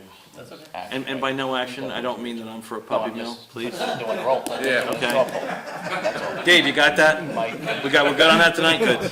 All right, thank you. no action, okay. All right. And I love water too. Oh, All right, 10F, correspondence, seeing none. Second open session, anybody from the public? Mr. Leo? Take your time, we got one more. We've got at least 5 minutes. Kevin, can you All right, flip you that, have 5 please? minutes, Leo, miss. 69 Mine Mount There you Road. go. So, two quick things. You mentioned the 5G announcement. So Yeah. think about this, 11 cities across the country. Yes. And Bernardsville is sitting there with Dallas, Denver, Houston, and Miami, Sacramento. It's a big thing. We should make a big thing of it. We should, instead of, well, we should educate the people that come here. So I don't know if there's a way you could put it on the website, or I know Verizon, I'm sure, would come in and do a little presentation on the benefits of it, because I think amongst you, if you added everything you said, I don't think you got the true benefit. Okay. So, Yeah, the press I'm not a release came from. spokesperson for them, so I can't speak on their behalf. But I think if you brought someone in. I am, I'm not an official spokesperson and can't represent them, Will it make But it is big. reception better at your house? maybe. Okay. The second thing is. No. Oh, No, it's horrible there. the second thing is, I'm sure you're all familiar with the Bernardsville bubble. Okay. So recently, there was something on there about going out to bid for the snack shack for the pool. And things that people were putting up there were ridiculous, that we as a community don't care about what we're giving our kids to eat, and why would we go with the cheapest vendor? And you know, I have a lot to say, but I don't say it because it's not appropriate. But I think collectively, maybe if there's a place on the website where you can talk about the bidding process, maybe it's a little bit that Chris, D'Amato, maybe he could dedicate a little section to what's new so that people understand how to interpret things instead of, you know, coming up with all this stuff in their head. Because it was all about, you know, why are we giving our kids poor quality food? We want healthy choices. Why would we go with the lowest provider? And there are guidelines I know that you have to follow that are not based on the council or yourself. In this case, It's just interesting that this is the highest bidder. right, Okay. This one happens to go the other way. Yeah. Okay. Okay, but you are absolutely correct with what we do, it's always really the lowest bidder. So if there's a way that maybe you guys. This is the highest bidder. This particular one is the highest. Should that information have come forward before the bidding process started? I believe we can structure our bid that they have to provide, you know, certain types of, you know, fresh fruit or whatever it is.